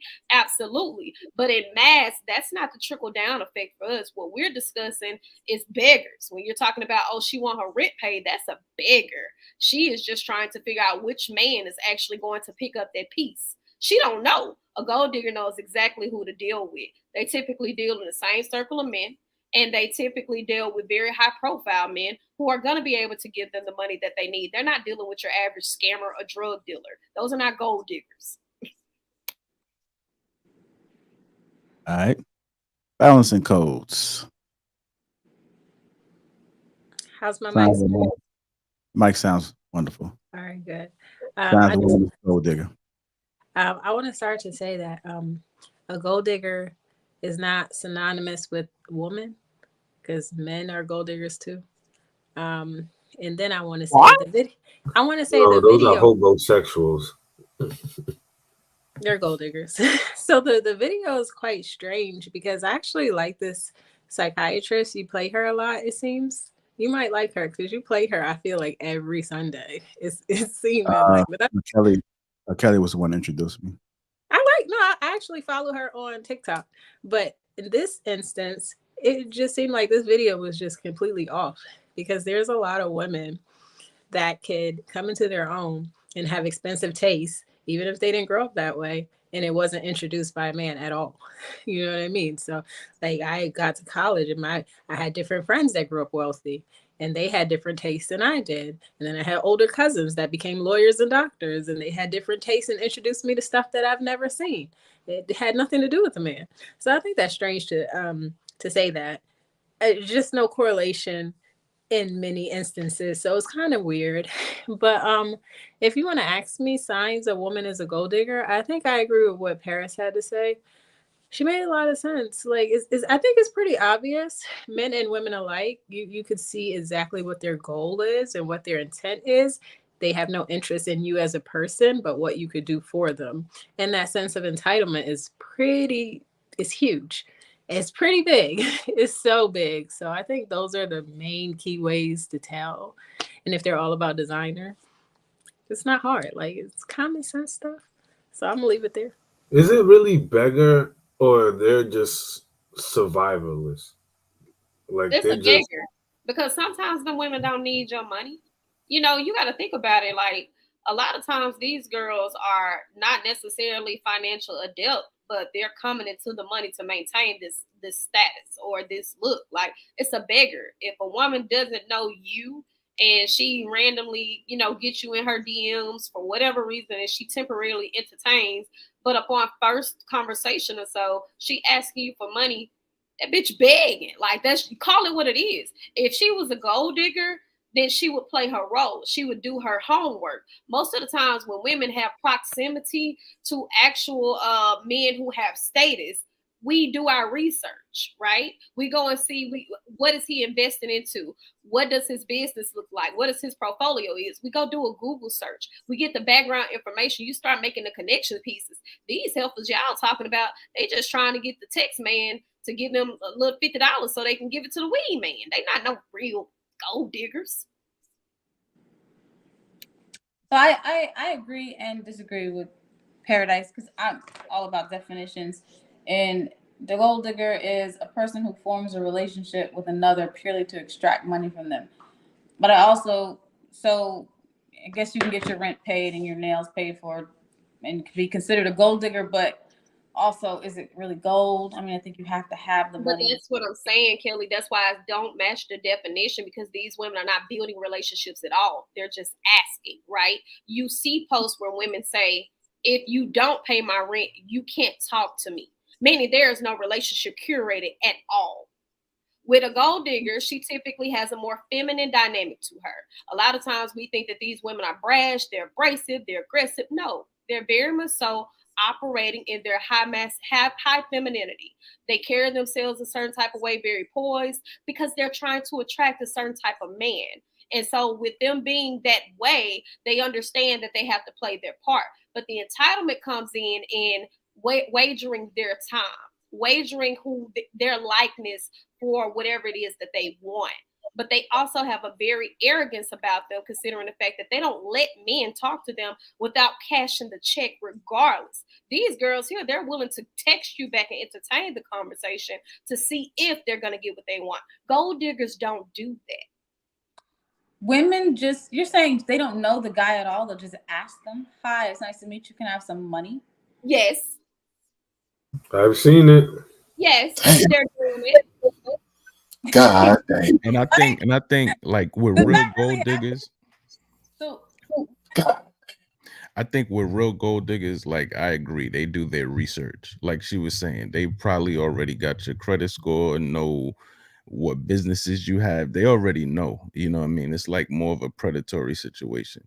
A real gold digger, they could probably look at you and assess if you have money. You know, some of us would wear money to attract women. They're probably seeing through that. You know, they're probably seeing like, okay, he's wearing that to attract women, but he don't have the real money. Look at that person over there driving the Prius. He's got the real money. You know, they're probably well versed in who has it and who doesn't. You know what I mean? they know where to find them in. They know the country clubs, the yacht clubs. They're already in the circles. And they're event planners. And that's why I said this isn't applicable to Black women in totality. Like, even when Balance was taught, or you, Kelly, when you mentioned the fact that a man is introducing, that ain't true. Because my fear in regards to me having a luxurious lifestyle now is because I ain't never going broke again. And I mean that. Poverty was my fear. It had nothing to do with a man. It was the fact that I grew up with little to nothing, and the resources were spread amongst me and my female cousins. So they had to do whatever it is that they had to do to make it work. Now I live where income tax season is an afterthought. I don't care nothing about it. But no man is going to introduce me to that, right? Like, now I do my research, what it looks like to fly Delta versus what it looks like to fly Emirates. Now I do my research and I expand my horizons to know, okay, well, this is the difference between a regular salad fork or regular, full your regular appetizer fork. Those things are not taught to Black women in general. This whole conversation that she's having, this is based off of her proximity and things that she may have experienced from her culture. We're not taught that. We taught, if Mr. Earl ain't giving you no money, don't give Mr. Earl no cootie cat. That's unfortunate. These heifers are scandalous. God damn, these heifers are scandalous. What are you talking about? Look, I would never promote. I would say this, and I'll be on the record for that. I will never promote women to accept poverty or poverty penis or poverty mindset from no man. I would never promote that. Like, especially if you're a woman that is educated, well-rounded, traveled, you have a good sense of yourself, I would never advise you to go and run towards a very poverty mindset type of man. In fact, you should have a can of spray with you at all time to stand clear of any man that's coming at you that way. I would never advise that. One thing that I would say that I would take away from what Paris has shared, a lot of people have gone through this sort of, I'm going to call it PTSD experience of childhood, that they've gone through harsh conditions. You know what I'm saying? Like, like cereal for the morning, or just oatmeal, right? Like very, very like poverty, right? So to go from that to where you are, you've set a certain bar and a certain level of expectation that you don't even accept anything less for even yourself. And sort of, if you're going to allow a guy to come into your space, he needs to be able to match that or exceed that. I would never, promote this idea that he has to do less, right? That's just a very cheap way of allowing access to people who have not put themselves in a certain arena to be qualified to talk to you. You know what I'm saying? Especially when it comes towards a relationship. But make no mistake that my experience and my PTSD, right, when it comes to money, is not his problem. So as far as my lifestyle and as far as me maintaining a certain lifestyle, that's one thing. But as far as my purchases that I make in regards to like, I mean, I was eating noodles from the time I got from school to, you know, the next day. You eat noodles, you fix them by yourself, or you eat hot dogs. Now I can go to Benny Hummer middle of the week and I already had spent $50 on brunch by myself. I can do that now, but those things are not his priority. Those experiences, I don't look to say he has to be able to do this. What I do say is I live this certain type of life. I drive this type of car. I live in this certain type of neighborhood. He needs to be able to afford this. He got to keep up with this. He don't have to keep up with the fact that I can afford to go buy a luxury purse for $600. That's not his problem. His problem is maintaining the fact that I stay in a safe neighborhood and I'm able to maintain a status car that I drive. And I love that for me. Now that I'm not budging on. The rest of it, we can flex it out. But see, that right there, Paris, is the barrier of entry for most men in why the ceiling is so high. Because if that's what most men have to do, it's not the luxury, it's the standard of everything. You're able to pay your own rent, your own mortgage, your own bills, you know, car note, you work, you have a sustainable, you have a 401k, et cetera, right? You're not taking trips to Dubai every other weekend, or you're doing any of these lavish, you know, things, right? Like there's an opportunity to splurge and there's an opportunity to explore and do things with someone, right? That doesn't have to always be over the top. But I find that at times when people have these conversations, we kind of tend to throw the extra ice cream and the cherry on top with all these extra things that are not really the foundational basis of any relationship, right? I agree. The hair, the nails, the shopping sprees, the luxury trips, that's not a necessity to maintain a healthy copacetic relationship. Having consistent date nights every weekend, or you need to be under them every weekend outside spending some money, that's not a basis of maintaining a healthy copacetic relationship. But like I said, when it came to the video, I just don't think it's applicable to Black women in totality. It's not, even though you have Black people that do come from money, and you have Black people that do have certain etiquette trainings, and we still do debutantes and things like that. In totality, majority of us are playing catch up, and I'm part of the majority, not the minority. So in my family owned land, which would be considered, you know, old money. But even with that, there were a lot of things that were delayed and not access to Black people. So when she's talking gold digger, it's a reason why Black women are championing out loud now with TikTok saying, why we got to accept struggle of. Because Black women have never been exposed to the idea of actually learning to be a gold digger. You know what we did? We took the influence of social media and celebrities, baby mamas that started getting check babies without no ring. That's what we started doing. We started going to try to get the NBA babies, and we started trying to go get the rapper babies, not actually go dig. So I don't think that video and none of what she was saying was applicable to Black women in totality. All right. Let me get Eric in there. Hank, you want to go? Yeah, I can go first on these two. Go ahead, Eric. I've just been, you know, just listening to what everybody says. I pretty much agree. To an extent, I think what Balance said and what Paris said are right on point. Like if you are going to date someone, if you're going to be with someone, even if you're talking about going even further than that, then you have to at least meet the minimum standard that woman has. I think that we get that mixed up. We get that mixed up with gold digging. Like if a woman has a certain lifestyle that she's built up, or a lifestyle that she's gotten used to, or a lifestyle that she got introduced to by her family, friends, whatever it is, you know, it's up to her if she wants to go below that. But if she doesn't want to go below that, that's not a bad thing. It's just not. I mean, I don't see nothing wrong with it. I think as a man, you should be able to stand on your own 2 feet and be able to provide these things for that person that you say you want to, number one, spend time with. Number two, if it goes further, you really want to rock with. And number three, if you want to marry. because ultimately some of those things are going to have to come into play. And I think sometimes, you know, just even some friends that I've had, they'll just be like, man, she wants too much. And I'd be like, what? What does she want? And all she wanted to do was like travel maybe a couple times a year. You know what I'm saying? Not even like all the time, not like every weekend, but a couple times a year, go to a nice place where there's a beach and somewhere that's exotic. And he's like, oh, that's too much, man. She just wanted my money. And I was like, and then when I saw what she did, like she was a registered nurse, making more money than he was. And I was like, so it's funny how we've blurred those lines, right?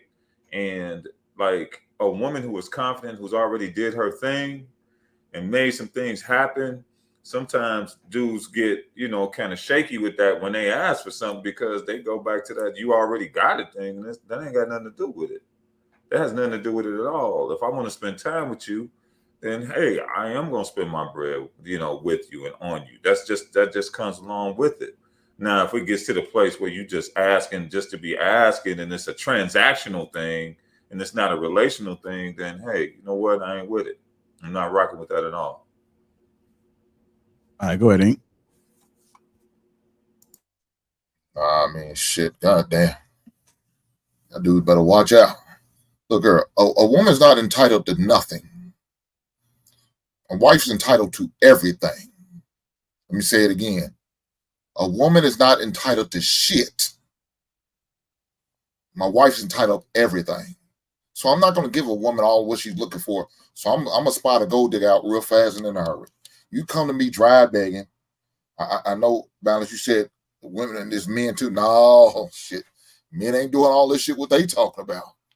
No, ma'am. I can't go for that. Shout out to Hall and Oates.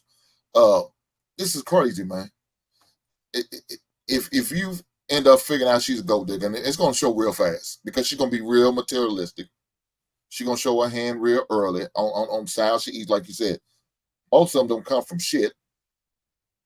If you come from something, they not going to first get at you if you look questionable. If you don't look like you got nothing, they not going to come at you. A gold digger's not for real. I mean, you know, you have to just figure them out off the rip. Now, if you got something, you got to figure out, you know, are you willing to spend your money and do all of these things for these women? And if you're not, then you need to let her be, and let it be known that, you know, it's not that type of party. You know, I'm not going to leave with my money. That's not how I roll. Now, once I establish that you're worthy enough to bless with my last name, then I don't have no problem spending no money on you. I don't have no problem doing those things. But I'm not going to do it on GP. We're going out on the first date. You want me to get you an Uber to the restaurant? You want me to get your nails done, get your new outfit? I'm not doing none of that. I'm not. Well, why should a man do that? If that's the case, you might as well go cheap and get you a $40 date. At least you're going to guarantee you're going to get some ass labor. I mean, I'm not going to go on possibility. I want some guaranteed cheeks if I'm going to do all of these things you asking me to do. You're talking about, I want some cheeks, guaranteed. So if I got to, I'm sorry, what'd you say, Kelly? are you talking about a prostitute? Call it what you want to. Woman of the night, escort, prostitute, yeah, whatever.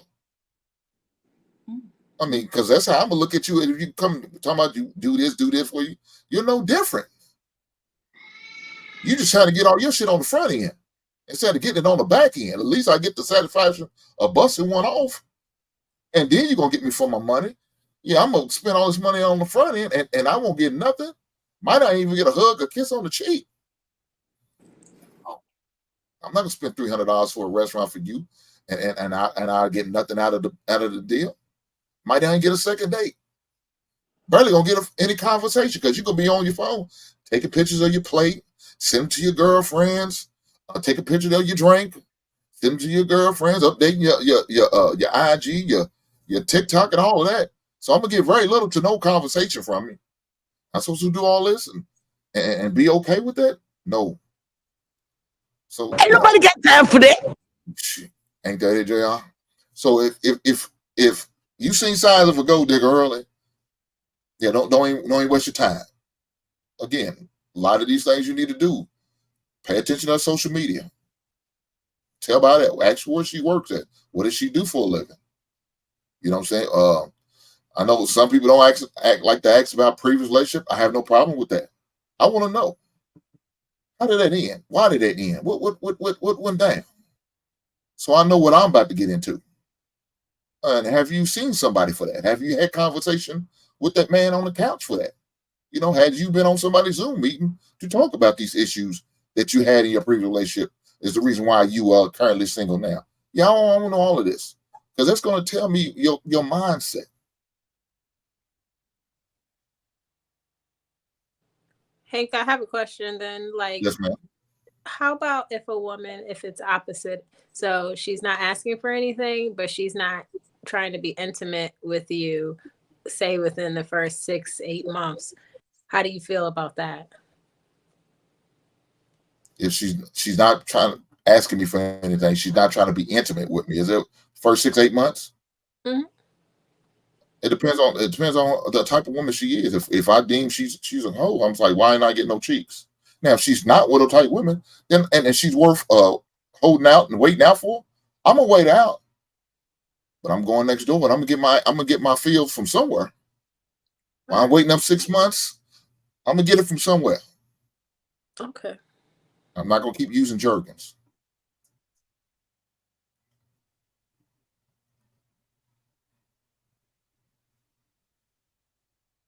Smoke weed every day.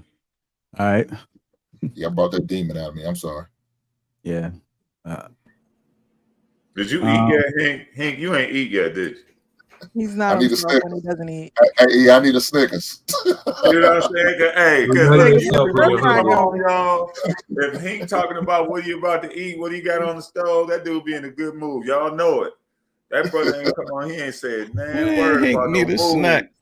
He ain't had nothing. That dude is like on flame. You see the dog on smoke coming for his forehead. Snickers, okay? I'm gonna give me a Snickers and you'll feel my anger.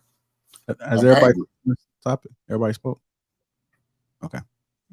Make sure I ain't missing anybody. You guys just tuned in. Welcome to Lapeef-ing Sundays. Make sure we hit the like button. Also, make sure you subscribe to the channel. Go ahead and share the stream. Also, shout out to the sponsor, Teach Hanley. Uncomplicated skincare for men, 30% off along with a free gift.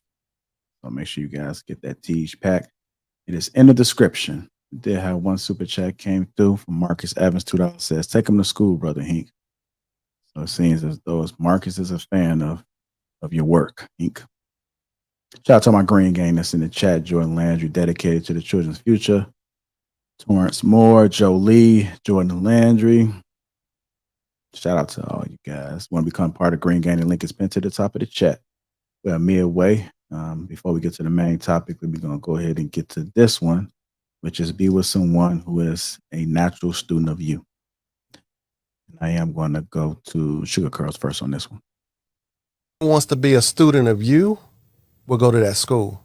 A person who just wants to find a fact will Google it. Somebody needs to become a student of you. And here's the thing. If men understood, if I'm going to her school, then she's going to mine. Right. So not only am I learning, but I'm teaching. So, and that's leadership, or a part of it, an aspect of it. You learn the field. All right, let's go ahead and get into it. Be with someone who is a natural student of you. What are your thoughts about that, Sugar Curl? A couple of things. So I definitely think it's important for a man to learn his woman so that he can know how to deal with her. He can learn her wants, her needs, how she's doing and how she's feeling. But I'm not sure about the student part. I don't know how a man can become a student of his woman. I do see how a wife, someone who's looking to be a wife, can become a student of her fiance or her husband. Learning our men is very important because we may learn about respect. We may learn about peace. But my man, how does he see peace in his home? How does he see respect? How does he view these different things? And then we are coming onto his program, so to speak. He's already a king of his castle. He's already king of his house. At least that's the kind of man I'm training my girls to look for. A man who's already established, knows where he's going, knows what he wants. You're just coming in to add to the family, add to the establishment he already has. So essentially, I'm coming in as a student to his arrangement, learning. But he does have to learn me as well, because he can't treat me like another woman. You know, my view of disrespect or offense may be different because my needs are different. But the whole student teacher aspect, I'm not sure about those two. All right. Go ahead and go to Eric. What are your thoughts about it? Be with someone who is a natural student of you. I don't know if I'd like that word natural. I guess I was trying to figure that out, right? Like, does natural mean you got a chemistry? Does natural mean y'all fit together? Like, I'm trying to figure out that natural piece, right? Like, if you meet somebody and you getting with somebody like for the first time, if you want to know something about them, I mean, that's just going to take work, and you just going to have to ask the questions, and you're going to have to dig. He said that in the last, the last video that we had. So, the word natural, I have a problem with. Now, if there's someone you're interested in, you definitely should find out more about them. You definitely got to dig and see what's up. Do they like art? Do they like certain types of music? Do they like the same music as you? I think sometimes people really forget about an important piece in relationships, and that's compatibility. People really, they get caught up into their beliefs, which I'm not, like throwing to the side. I think that's very important. But also in the midst of those beliefs, there are people that have things that are compatible to what you like as well. You know what I mean? And who you are. And the only way that you'll find that out is not just by what that person tells you sometimes, but you got to dig deeper and do the research and learn for yourself. And I don't know if that's something that's natural, you know what I mean? Because sometimes that's hard for people to do. It's hard for somebody to get out their own square, get out their own box, and just ask those type of questions. And then, like I said, some people are even naturally shy. You know what I mean? So, it's tough. That natural thing I have a problem with, but you do need to dig and find out more information if you really dig somebody and you want to rock with them. All right. So play the video one more time. Who wants to be a student of you will go to that school. A person who just wants to find a fact will Google it. Somebody needs to become a student of you. And here's the thing. If men understood, if I'm going to her school, then she's going to mine. Right. So not only am I learning, but I'm teaching. So, and that's leadership, or a part of it, an aspect of it. You learn the field. All right. We'll go ahead and go to Precious, and then I'll go to Balance. Be with someone who is a natural student of you. So Eric was having an issue with the word natural, and when he was talking, I was thinking about the word suitable, because if you're with someone who is suitable for you, then it will come naturally for you to get to know them. It will come natural for you to observe and become a teacher or a student of who they are. And I think that we should always, whether men or women, always be in a posture of learning and a posture of being a student. I think a lot of times we get so far away from that because we look at our titles and we look at where we've been and where we've come to in life, and we forget that the bottom level of one place is the top level of another place, and then it just keeps going. So once you reach the top level of one place, you're going to be at the bottom level of another place. So you're going to become a student all over again. So with marriage is a growth, right? So you are becoming a student of that person. You're learning them, you're observing them, you're, taking in knowledge about them. It says, husbands should dwell with their wives, which means I have to know you. I have to study you to know how to love you. Right? We're supposed to respect men, like Sugar Coles was saying. We're called to respect men. It's a duty. It's not even up for debate, right? But for men do have to become students of us, because you can get in the trap of treating every woman just like the last woman. But if you're with someone, you're going to become a natural student of them. If you're going to the next level and you call yourself loving that person, that means I have gone to the university of you. And honestly, it's longer than 4 years. It's longer than 2 years. You're constantly in the university of someone else, learning them, because we're ever changing, we're ever evolving, and to become a student of someone is giving them a respect that they deserve, because you don't always want to box someone in either. You don't want to say, oh well, he's that and he's always going to be that. No, you want to be a student of that person, knowing that he may go through changes, she may go through changes. And am I going to be there to go through those changes with them? Or am I just going to, cast them to the side and just say, oh, that's just them, on to the next person? It's like, did you get to know them? Did you get to really master who they are?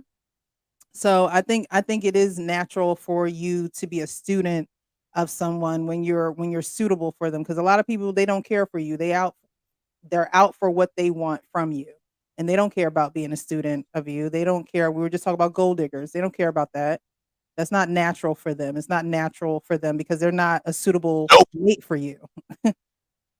So I think it will become natural when you're suitable for that person. And you'll know when you're not suitable with someone, when it's always a struggle, when there's always a battle, when that's someone that's not trying to learn you, someone who always wants to be either in competition with you or hasn't healed some things within themselves to actually see you.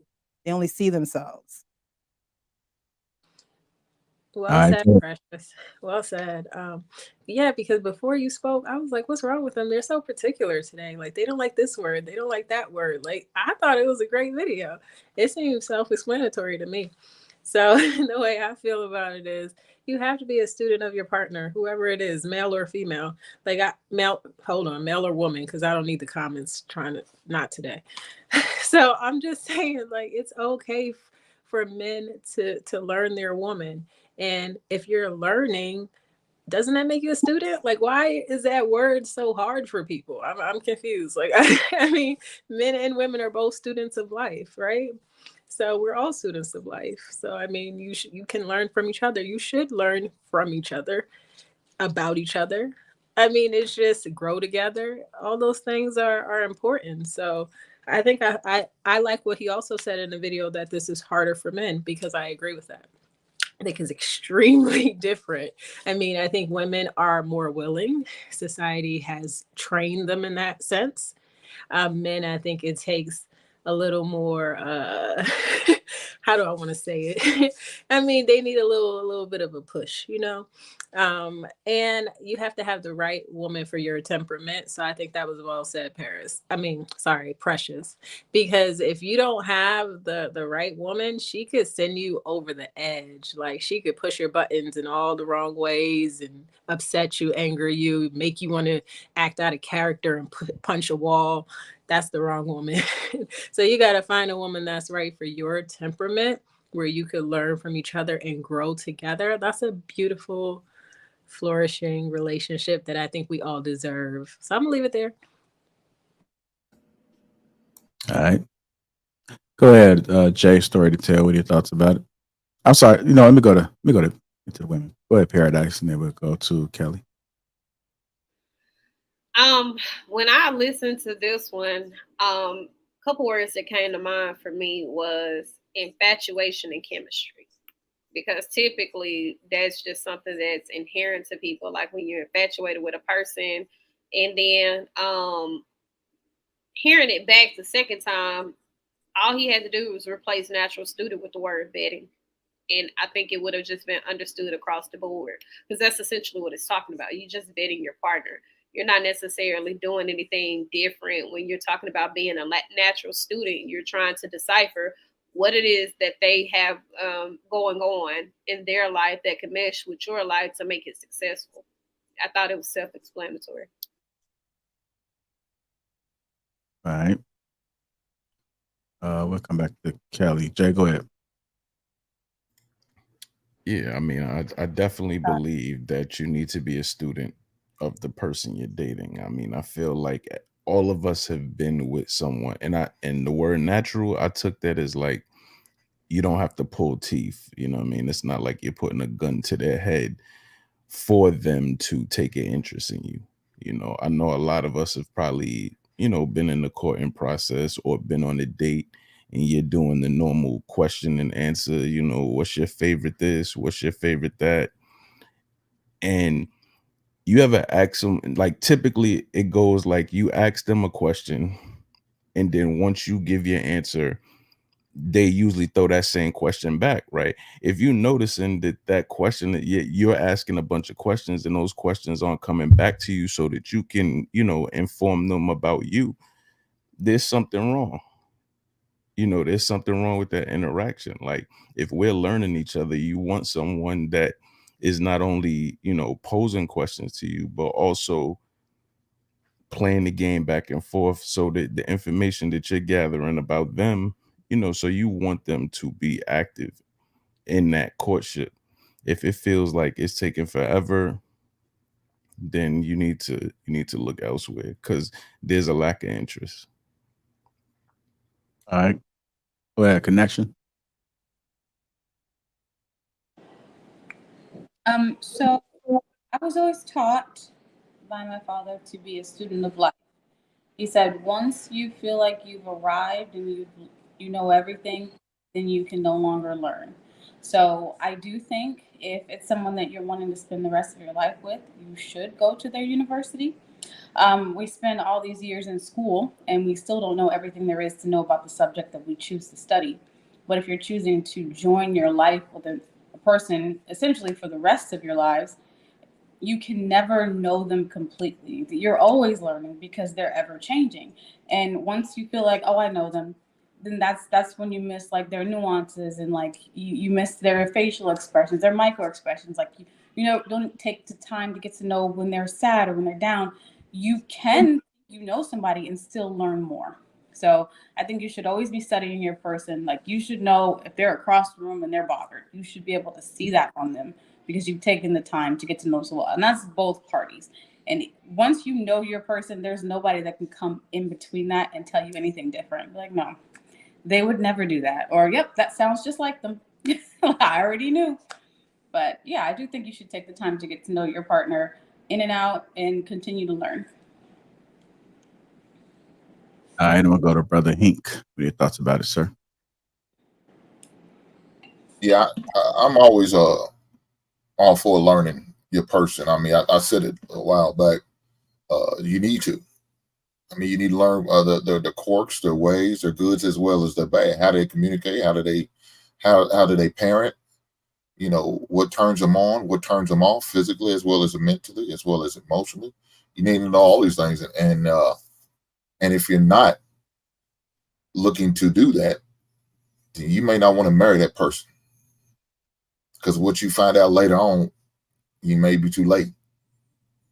So definitely be a student of learning whoever you choose to be with in a relationship with, and definitely make sure you learn as much as possible before you bless a woman with your last name. So. Can I add on to the points made? Yes, you can. I want to emphasize something that I've seen in real life and also in relationships. Anyone who's been married for over a decade will understand what I'm saying. There comes a point in your relationship where there's a balance or there's somewhat of a boundary when it comes to this learning and being a student. At some point, one has to be willing to yield or adjust and or be willing not to use, oh, you just need to learn how I am as an excuse. I just don't want that to be misconstrued when it comes to being a student or learning your spouse, going to the university, because no two people are exactly the same. So we do have to put in that effort. But there comes a point where when we grow, we mature in that marriage, one has to yield at some point, and one has to say, you know what, I just accept you for who you are. I don't need to constantly keep learning you in an effort for you to change or adapt to me. Maybe I need to change or adapt to your viewpoints and how you structure things and how you are. And next thing you know, you're kind of like doing some things they're doing. So I just think there has to be a little tweaking and balance to this thing when it comes to being a student. It's definitely needed, but long-term relationships, there's another level of maturity that comes into that. I think that's all relationships, though. I even think that's friendships. Like, you learn everybody, you learn your kids. And what you're talking about is adaptability. Like, once I recognize that, hey, this is something that you do, it makes me uncomfortable, it oversteps my boundaries. Now we have to figure out a way to meet in the middle where you can still be the best version of yourself, but I also don't feel disrespected. Go ahead, Luis. Yeah, a lot of great things have been shared. I agree with a lot of what the panel has shared so far. But one thing that I do want to highlight and emphasize that I don't think that we've really hit it at home, and that is we talk about being students, right? Both men and women to their partners, right? But the most important aspect of being a student is being able to effectively listen, become a good listener, effectively listen, be present in the moment, not be on your phone, not be entertained by something else, but take the time to be present in that moment when the other person is talking to you or they're sharing something about their day or what they're going through or what they might potentially need help with. I think that the art of listening has started to become a very lost art. We have 2 ears and 1 mouth for a reason. You're supposed to listen twice as much than you're supposed to speak. But nowadays, unfortunately, a lot of people want to talk more than they want to listen. You know what I'm saying? They want to send out their message, but they don't want to be a receiver. Right. And then that's when the arguments and the, things getting missing translation. But you said this and I didn't get to finish, but I only got half of it. And that's where the back and forth happens. Right. As opposed to just kind of sitting down and like, okay, what is it that they're trying to communicate with me? What is it that they're trying to come across at? And that right there is starting to become a lost art because we're so instant. Like you want a response, and sometimes if the response is way too long, people's cognitive attention span is so short today that even if you have a huge intellectual conversation or you lay something out, they will be lost. A lot of people's cognitive ability to focus and stay present and listen for more than a minute is very, very small. I don't think a lot of people out here have that, because if a lot of people did have that, you find that right there is a huge issue with most relationships. It's that ability to listen. That person is communicating something to you that you should be picking up that is a red flag, or that's something that is inherently important to them, and they want you to know that. So therefore you can ask follow-up questions and get to know them more and come to a conclusion that what they have expressed, right? Likes, dislikes, and things of that sort.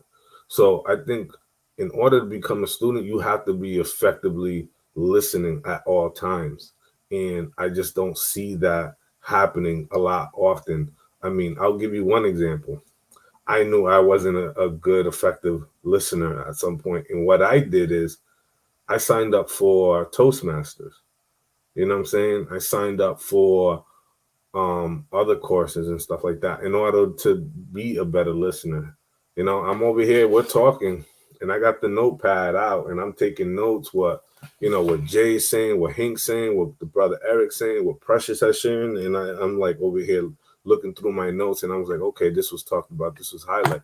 You develop a skill of just effectively listen, because once you gather all that data, you become the most dangerous person in the room, because you have a full understanding, a wider range of understanding of where everybody's coming from, how did they arrive to this conclusion, right? And it allows you to curate a conversation that's much more intelligent and far more deeper than just the surface level of yes, no, what do you want, what you need, and stuff like that. You kind of get deeper into the layers. And unfortunately, a lot of people are afraid to go deeper, because if they went deep enough into the layers of the conversation, they will find a certain part of themselves that they haven't yet healed from, that they have yet shared with anybody. The most intimate part that you can share with somebody is the deepest thought to your mind.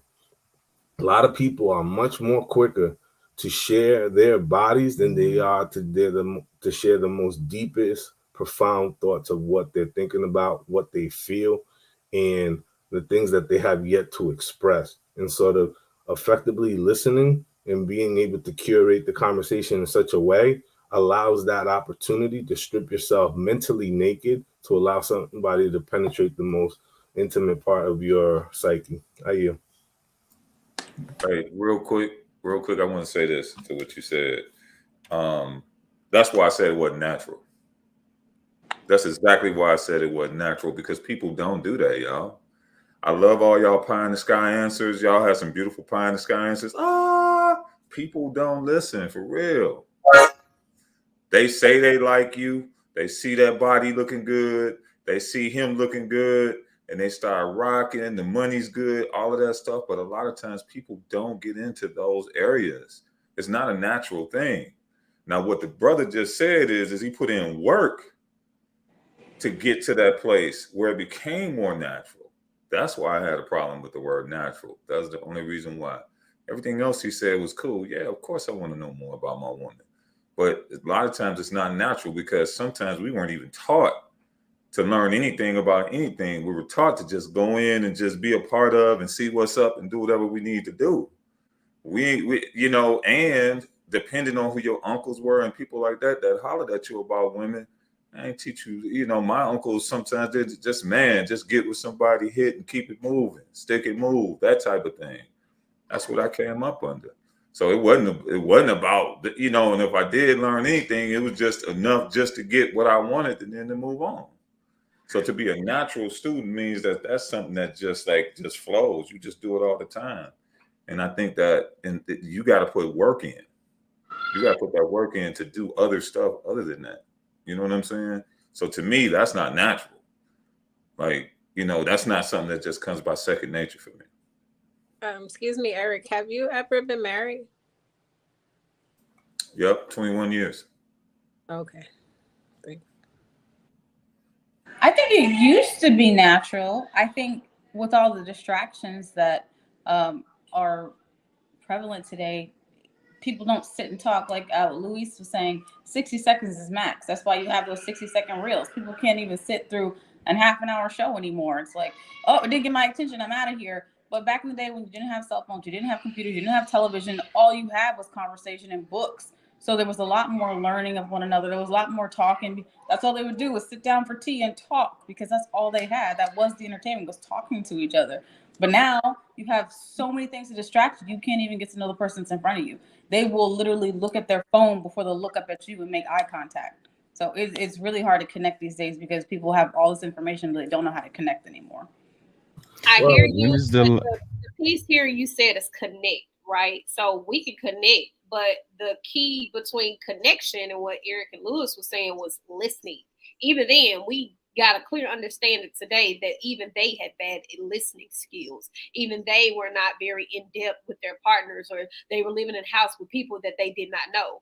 So regardless of us being able to make the connectivity piece, I do absolutely agree. We have shorter attention spans.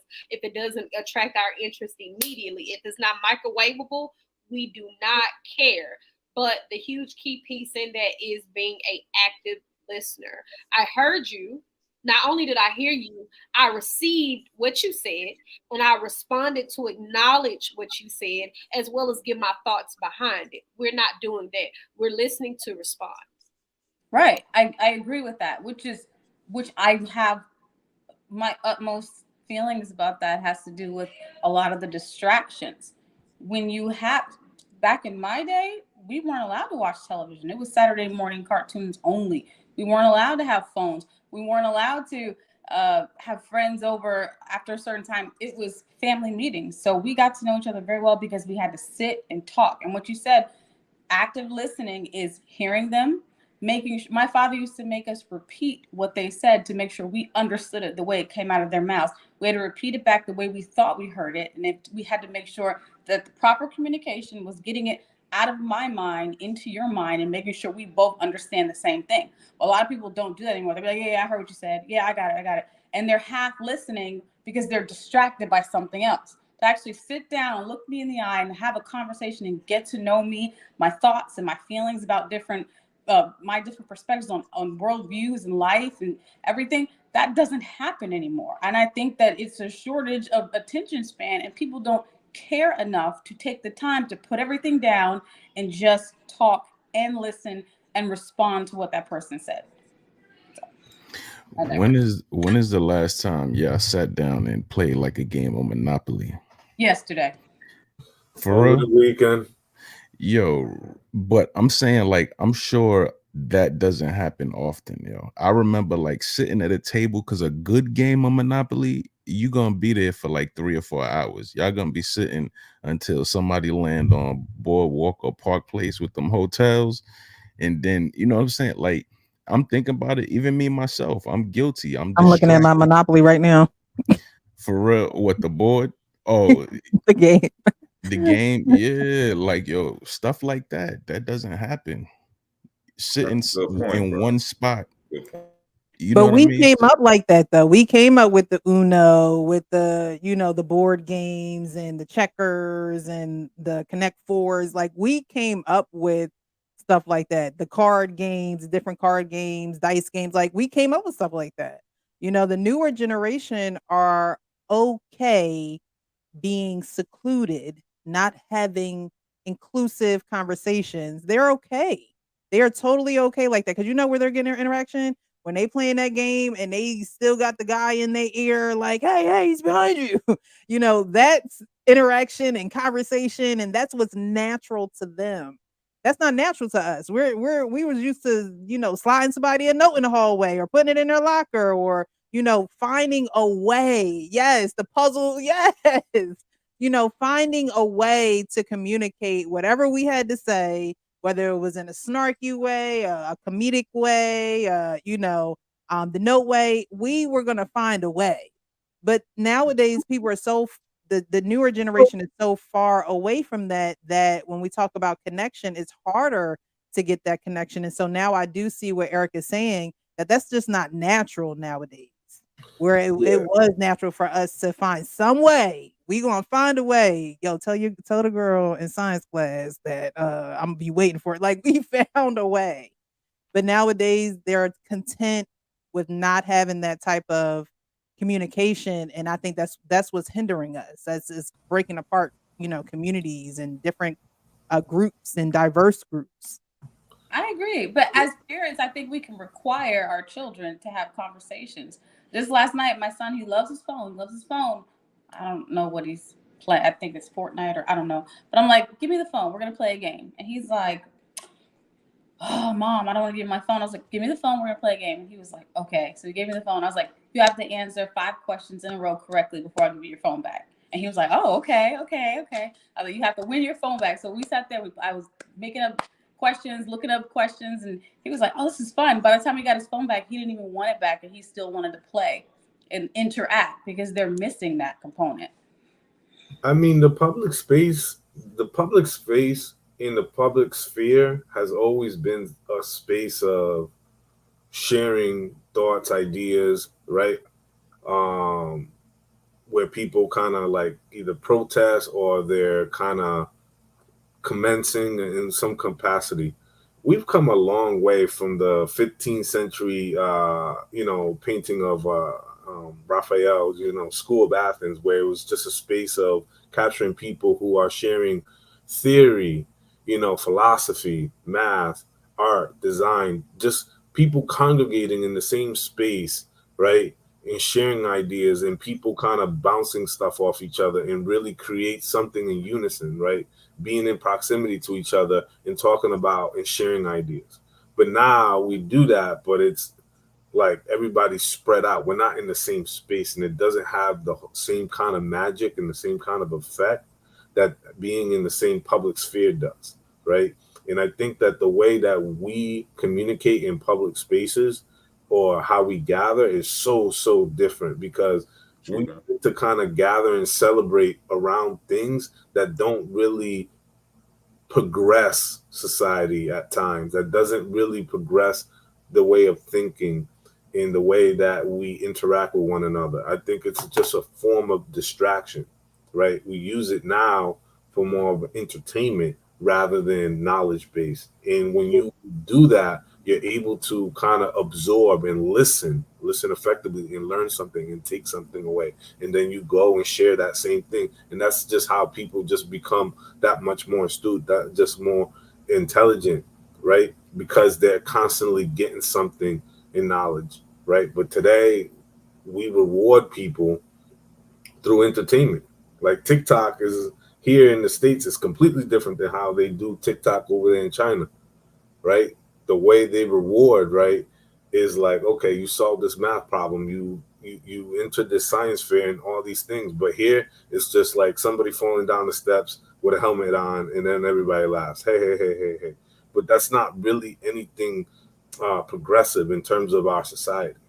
And that's They also they watch the age that they allow their children to even have access to TikTok and things like that. Where nowadays you can see a baby fresh out the womb on TikTok. You know, it's just like you just see any and everything. Hey Hank, real quick, Hank, I got a question for you. But before we got on, you was talking about dropping your son off at school, right? And I know the gentleman may have been talking about relationships, like longer term relationships and stuff like that. But you know, your son just getting into high school, doing this thing. Like, did you teach him about learning about somebody that he want to holler at and all those types of things as his father? Like, is that something that you kind of just like schooled him on, or do you think that's something that he just would do on his own? No, I definitely had to make sure I talked to him how to deal with people and how to have a conversation with women. I mean, definitely. But I did that in middle school, you know, when he really showed more interest in girls at probably about the 6th to 7th grade, you know, so I made sure I was in his ear then and just grooming him ever since. So that's a must. That's a must. You gotta definitely learn your sons, and it what helped him is he's got 2 sisters, so that really helped him kind of understand about, you know, dealing with girls and females and all those other things. I'm sorry, Balance. I know we say we're gonna stay off the female thing. We don't want to get charged in the comments. But yeah, how to talk to young ladies. So we got to transition, y'all. Time to get to the main topic. Guys, haven't already hit the like button. Also, make sure you subscribe to the channel. Welcome to Lapeef-ing Sundays. Hope you guys enjoying the show. Shout out to the sponsor again, TH Channeling Uncomplicated Skincare for Men. 30% off along with a free gift. They got body wash, deodorant, lip balm, scrubs, towel. Got everything, man. They got the ball powder for the men. That's what it's called. Not being funny, but they got something. By ball powder, do you mean like for your testicles? Yes. You know, if you sweat down there, you know, guys are active, moving around. They're busy trying to build these kingdoms, and so they got something to keep it dry, keep it smelling good, so that when you arrive back to the castle, you're all good to go. So, Precious, Precious, what you just do? What was that? Wasn't that Salt Bay when he would? Is that Salt Bay when he would just? Oh man! Like that? Are you sprinkling in the powder form? Sprinkle some ball powder down there. Let's go ahead and get to the main topic, man. Great advice. I mean, I guess the solution would be from that past topic is put your phones down. Get the phones out of the kids. Let's groom them so that when we are raising them, they understand the importance of still communicating, because it's not society's job to teach our children that they're going to brainwash them and try to get them to go in a direction that they want them to go into. So, but if we play more of a reliable role in our children's lives and even our spouses' lives, then maybe we could turn out better. We have better households. So put the phones down when communicating. Don't be distracted. Let's engage and let's actually listen, hear, and understand. And not talk over each other. I think it'll be better. So with that being said, let's get to the main topic. We're still talking about kids, the responsibility of having kids. The responsibility of having kids. If you guys were looking for some woman versus men, you're not going to get that with this topic. So you might want to exit. This is a real conversation about to ready to have, because our children are the future. That was a song, wasn't it? I believe Okay. Okay, quiet.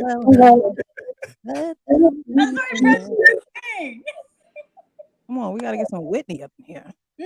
All right, let's go ahead and get to it. The responsibility of having kids. It shifted my whole perspective that they didn't ask to be here. So it is my responsibility and duty to make sure that I am living up to my full potential so they can live up to their full potential. A lot of times when you're having success in our community, I ask all my friends, and not to drop names, the people that are successful, say, are you scared?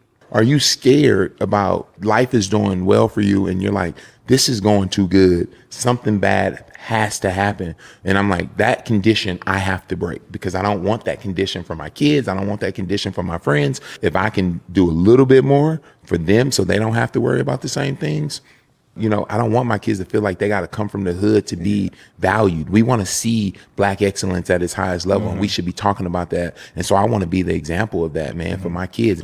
So that's the responsibility. And you don't want to do something, you're like, man, they didn't ask for this. All right. Does everybody have kids on the panel?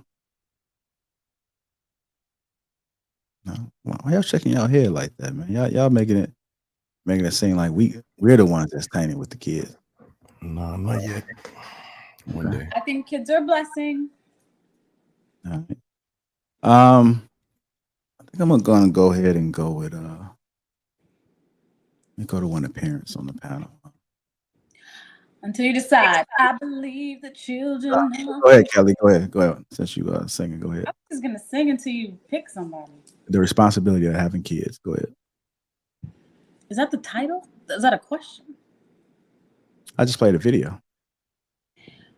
Yes, there's a large responsibility in having children.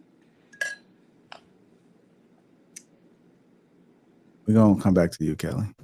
But how is it emphasized in our society today?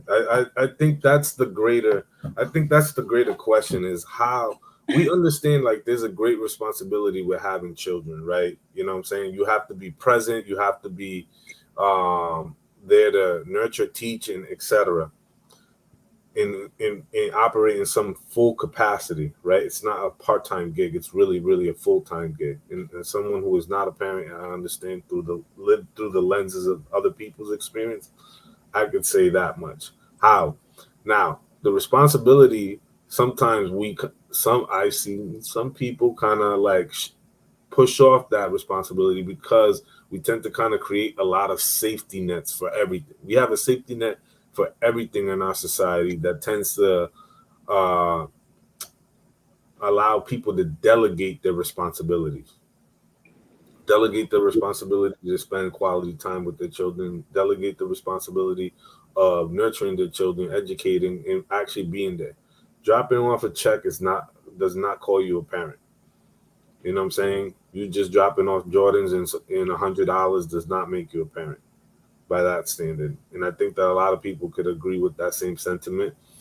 However, I think that the greatest thing is that what we view as the responsibilities of having children, people who have not seen a good example of what that looks like, they're going to look to the left and look to the right of what other people are doing at times. That's not everybody, but let's be honest, there are a lot of people who do create these conditions where young people are living in. You know what I'm saying? If you're in poverty, why are you bringing a child into this world to go through the same kind of poverty condition that you're going through?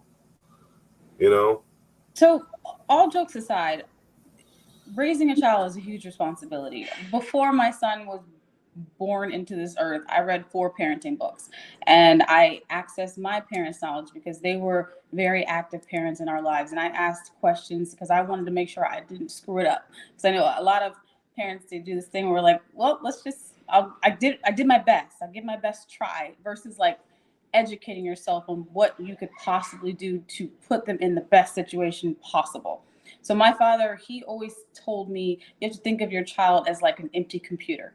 And brand new, fresh out the box. And anything you do, anything they see, anything you tell them, they are going to remember that. It's going to shape them. It's going to point them in a certain direction. It's going to mold them in a certain way. So you need to make sure you watch what they watch what you put in front of them, watch who they're around. So like I literally was a helicopter mom when I was younger. I had to like back it up a little bit and give him space to become himself. But in that, I made sure he didn't watch certain things. I didn't just let him hang out with any kids. I didn't put him in situations where he would end up doing sleepovers and possibly get touched, because so many things can happen to a child's life and they can taint them or traumatize them for the rest of their lives and develop and change how they develop and change who they become.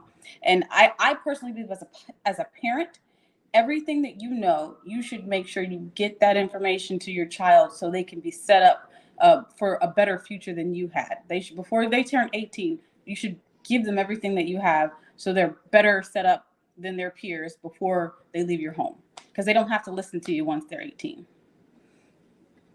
That's all I got on it. Yeah, having children is a huge responsibility because you are indebted with the job of actually raising them. You know, you're not just carrying them from place to place. Like Louise said, you're not just putting them off on someone else. You are indebted with the task of raising them.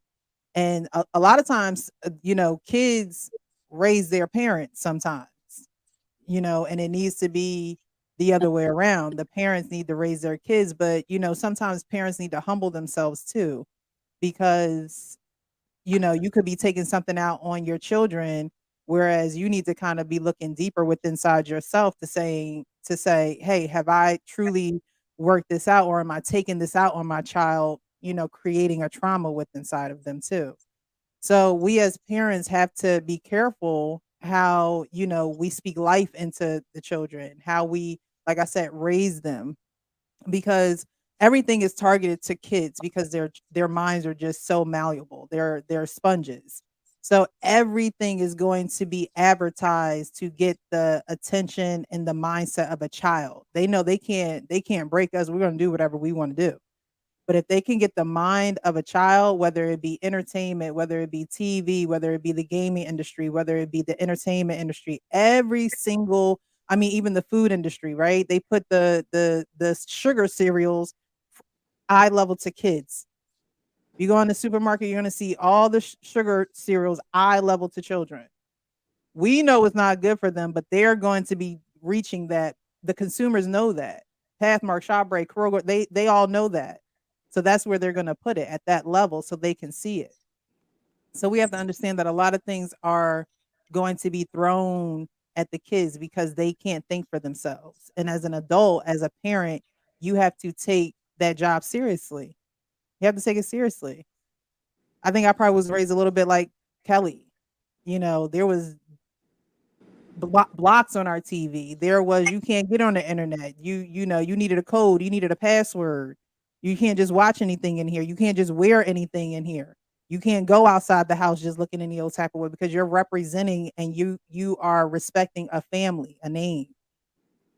And so we have to get back to, you know, really raising children to say, have respect, use your manners, you know, I be wasn't respectful allowed to to. have sugar cereals. Yeah, like it was a lot of different stipulations. It was a lot of, and as kids, we thought our lives were living hell. But now as adults, we see that it was a protection of our parents covering us, protecting us, so we not out here running wild like everybody else, and that we have that teaching from them, and so we can impart that on our children. But everybody doesn't have that type of covering. They don't have that type of parenting. So a lot of times, you know, people will say, oh, well, we have a, you know, social media problem, or we have a, you know, entertainment problem. No, it's a parenting problem, because nothing should, you know, infiltrate your children before you do.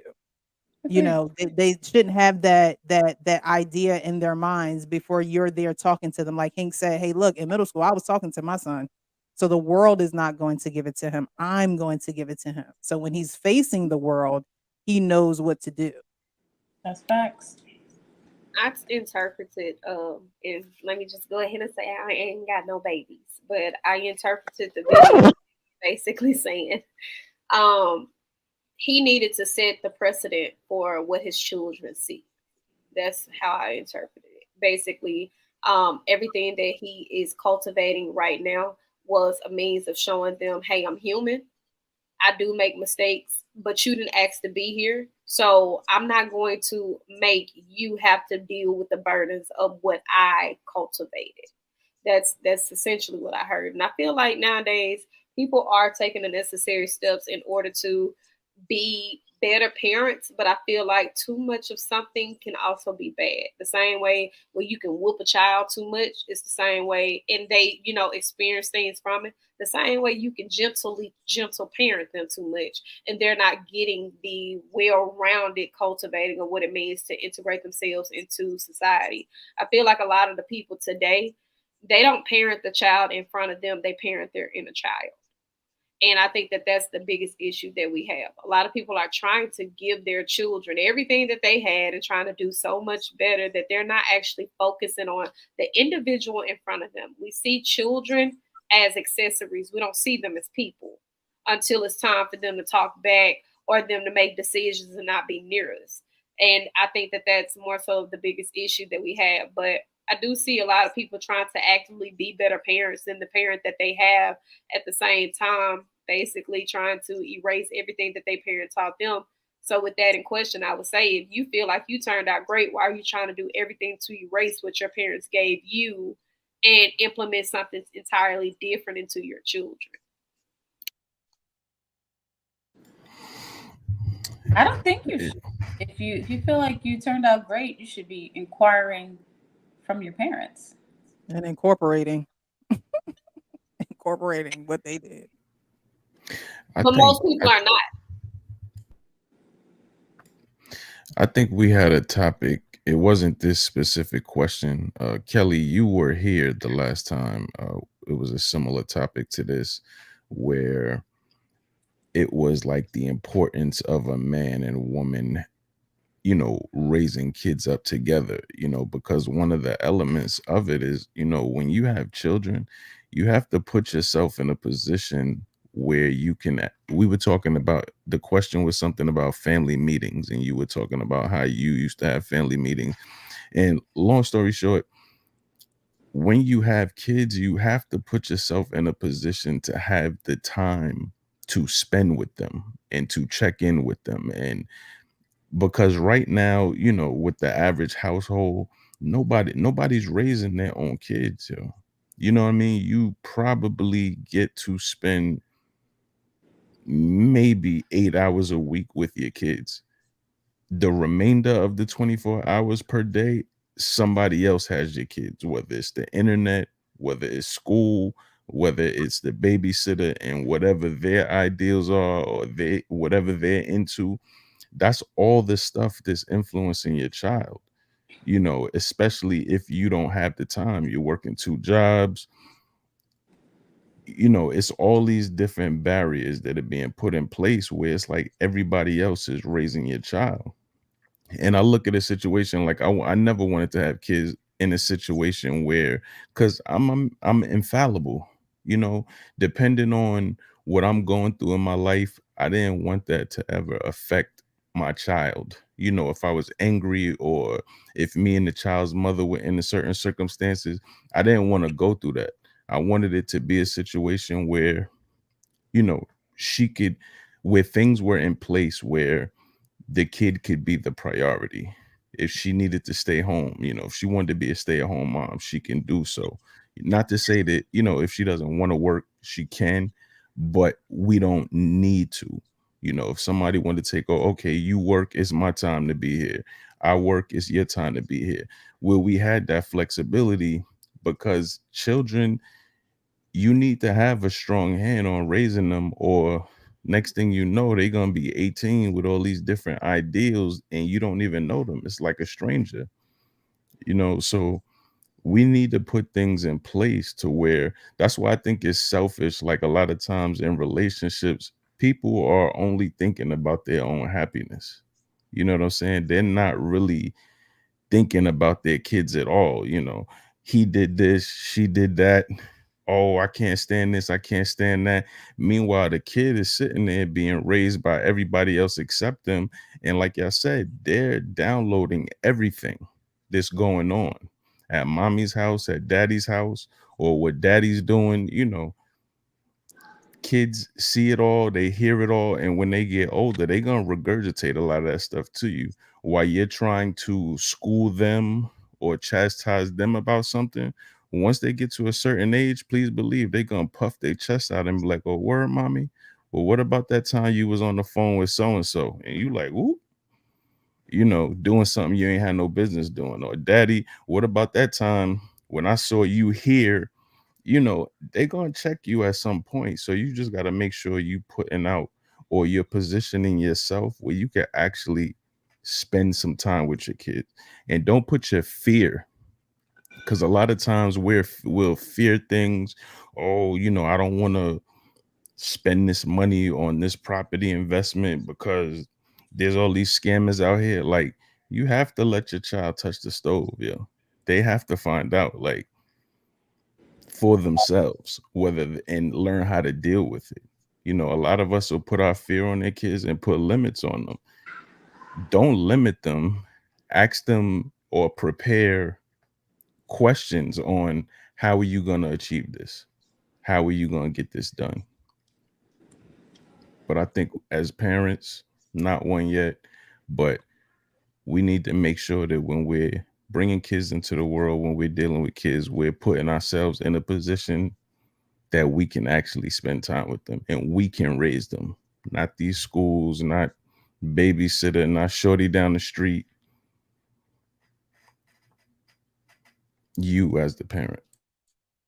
Shout out to shorty down the street. Shorty in the apartments.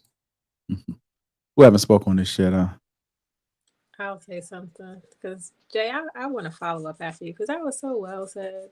I think you'll make a great dad, for real. And I appreciate that. No, seriously, because to me, there is no greater responsibility than being a parent. Period. It doesn't exist, and this is my opinion. So I wish people didn't do it so loosely. I wish they didn't do it so selfishly. I wish they thought about the children before themselves. And I know a lot of people who have children to save relationships or to have somebody to love them unconditionally or to have a friend or to treat their child differently than their parents treated them, to keep a marriage together, to keep a man, all these financial support, all these different reasons that has nothing to do with the well-being of the child. And it's quite sad because look at the society because of it. You know, people do it loosely. And I'm sad to see it. I'm sad to say it. And I say it all the time on this show, I think. I feel like I'm just like a record that's repeating. But to be honest, I can't help it because this is the society today. This is the majority of the community. They just are having children so loosely and they don't look at it as responsibility. And it's a major responsibility. They look at it as a responsibility after the fact. Like after the child is here, they're like, oh, wait, how I'm going to pay for this? How I'm going to do this? It's like none of it is premeditated. All of it is an afterthought.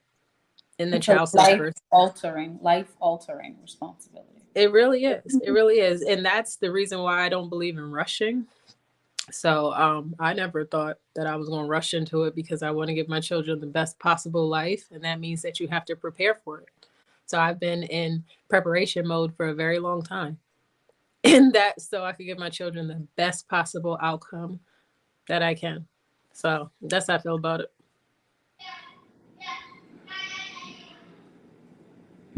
What about you, Lapeef? Didn't you just drop a son off to college? You have anything to say? Yes, I did. One of the things about it, you got to be honest with your son or your daughters or your kids, period. You got to be honest with them. So if you're not honest with them up front with them and let them know what it is, you're in trouble. You know, don't be scared to make mistakes. Absolutely, Hank. Don't be scared to make mistakes at all. And you know, if you're worried about that, you know, you're in trouble because you know you're not nobody's perfect. Like I said, you can read all the books in the world, you can find out all the information in the world, but you don't know what you're gonna get when that woman or your wife pops out that baby. Because you don't know what you're going to get. You don't know the behavior, attitude, and as they grow up, it may be totally different what that book told you. You know, you may have a kid with special needs. That book didn't tell you nothing about that special needs child. You had planned for that 10 fingers and 10 toes. She was, they was what we consider the normal child. All of a sudden, he's your child is dealing with Down syndrome. You know, it's a different type of situation you're dealing with right there. So, but the thing about it is just be honest with your kids and upfront with them and respectful. Hopefully you and your wife can be on the same page on how to raise your kid. You're on the same page on how to discipline your kids, because that's all a factor. Because if I'm the one who believes in capital punishment and corporal punishment, and I believe in spankings, but the wife doesn't believe in spankings. She believes in always talking and just strictly on punishments or anything like that. You know, you're gonna have issues. I'm going to get ready to give a little hink of spanking. She's, oh, don't spank him, don't do that, don't hit him. Oh no, this is the way I was raised, this is the way I was taught, this is the way we came up. He about to get this ass whooping. You know, you can't be doing that, you can't be disrespectful, you can't be getting in trouble school, you can't be doing that. You know, I can only punish a child for so much. Now, of course, I'm the same person. After a certain age, you know, you can't spank a kid. So I stopped spanking my son in sixth grade. I think you too over this. So strictly punishment. So thank God for his cell phone that would kill him out. I take his cell phone, he'll melt. You know, it just shut the whole world down. But you just got to know your child and know how you need to deal with them and address them. And not only that, put them in situations where they have to respond, do something like that. Like I know with my son sometimes, I ask him, so if you had a son and you did this, how would you handle it? And I'll throw it back on him. And I hear it out. So you say you'll punish him. I said, well, how long would you give? You said about 2 days. No, I don't think 2 days is long enough. I think we need to go a little harsher 2 days. Then let's say we can compromise. That's fine. We can talk about this. Now, at the end of the day, I got the last say so. You know, I always give him opportunity to speak his mind. But at the end of the day, I got the last say so. And, you know, you just got to treat it as such. But I'm the same guy that don't believe in a child getting privacy. No, you're not hiding stuff from me, doing this and doing that. We not doing those things. We're gonna be all the way up front because I'm everything that's going on like that. So we not locking phones where I can't have access to it. No, it's my phone. I'll let you borrow that phone. That's my bed. I'll let you allow you to stay in my bed. Now, you want to abuse that, you can get out of my bed and go buy your bed yourself. And you can do what you want. Or you can buy your own phone and do what you will. But if you're still going to use my LG&E to charge your phone, it's still going to be considered mine. I could tell Hank is real passionate about the kids, man. So Hank love the kids, man. Hank, I have a question. Can I ask you a question? Yes, ma'am. Because you and your son's mother aren't living in the same home anymore. How do you how do you guys co-parent as far as him respecting her rules as well when he's at your house? Or how does that work? He's respecting her rules at my house. Yeah, like if she like say she put him on a punishment or something, and he came over to you, and he's like, "Oh yeah, mom told me to do this." Are you like, "Oh, you don't have to do that here because you're not with her"? No, I don't play that. I don't play that.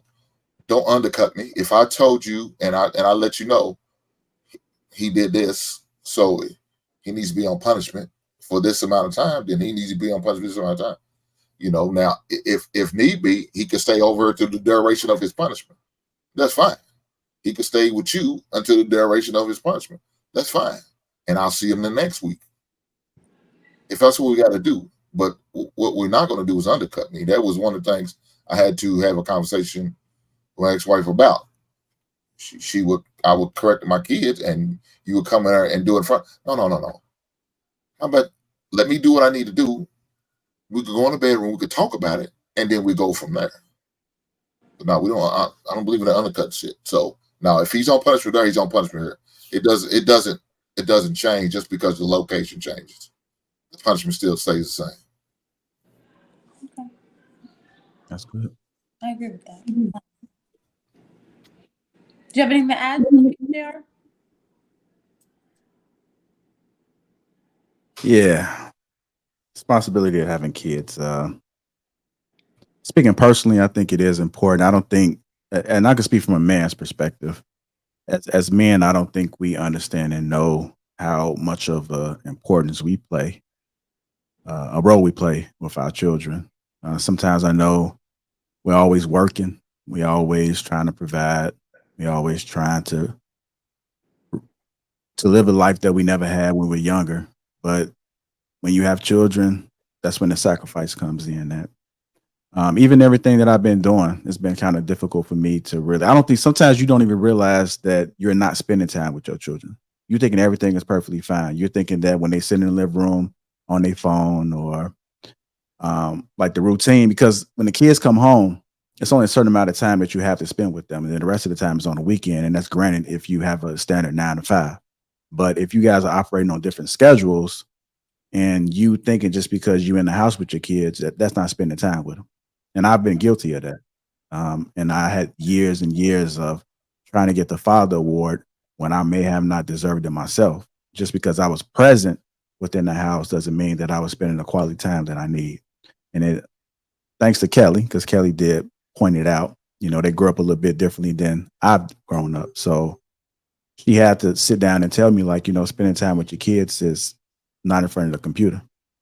Because I would spend most of my time in front of the computer trying to create this content and curate these shows. So now I actively try to work, even if I got to sacrifice more sleep on the back end at night.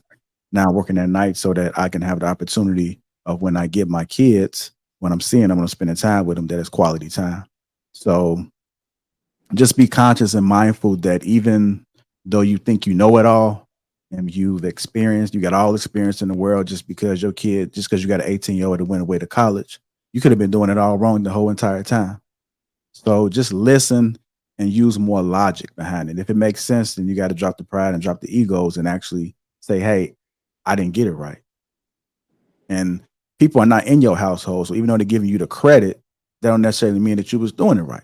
So if you got somebody that cares enough to call you out on it, just be willing to receive it, because a part of life is just trying to put it all together.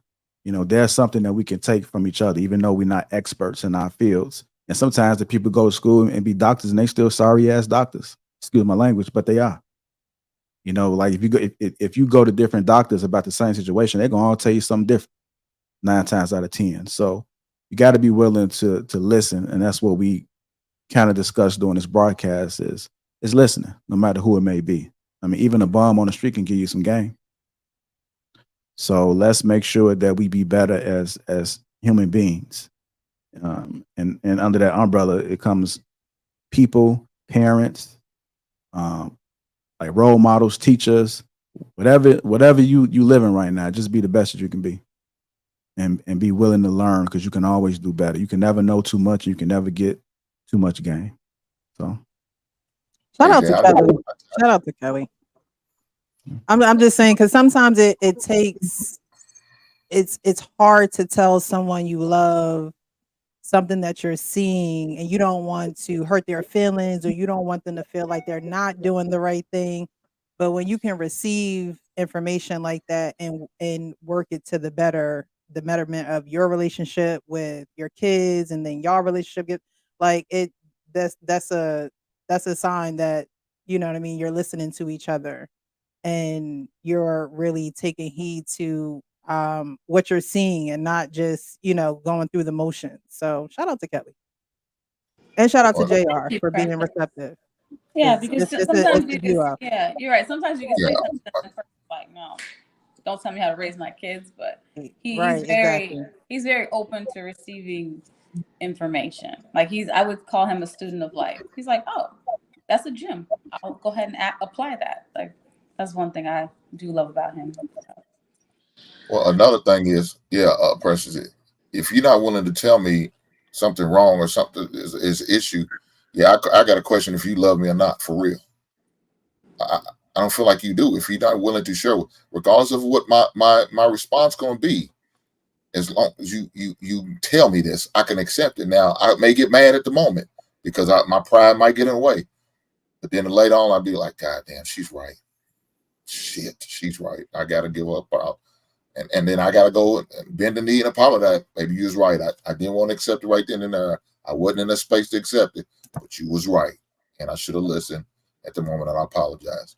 But on that, one of the things, pride, you got to let your pride go about certain things. And one thing is, if your child, you tell your child certain things, but they don't do it, but 2 weeks down the road, somebody else say the same damn thing that you said to them, and all of a sudden they do it. It happens that way sometimes. It's unfortunate, and I had to let my pride go on certain things. Like when his coach was coaching about something, I said, "Laheem, I said something about a month ago about this shit, man. Why is what he say gold? Mine ain't shit." But at the end of the day, as long as they get it, that's all that matters. As long as they get it, whatever it is, as long as they get it, whether it came from me or it came from my neighbor next door, as long as they get the message, as long as they get the whatever it is, the answers they're looking for, I'm good with it. And that's the thing too. That sounds like a village. You know what I mean? That sounds like a village. Like, I know some people, they have kids, and growing up, our generation, there was a healthy fear of our parents, where at least, on my side, there was a healthy fear. Whereas another person would come in, maybe one of his friends or one of his coworkers that were I felt a little more comfortable disclosing stuff, and they were able to give their input, and I was way more receptive, or way more open to speak my perspective, because I didn't fear, what was coming back to me as a child, so that's part of a village. And for those parents who, like in my situation, I guess it sounds like in JR's situation, where you're not with the mother of the child, your best bet is just try to do your best and co-parent between the two, have conversations, whatever it is, and we tell our son that all the time. Me and your mother may agree on a lot of things, but one thing we do agree on is how you're going to be raised, how you're going to be taken care of, what's going to go on with you, and what's not going to go on with you.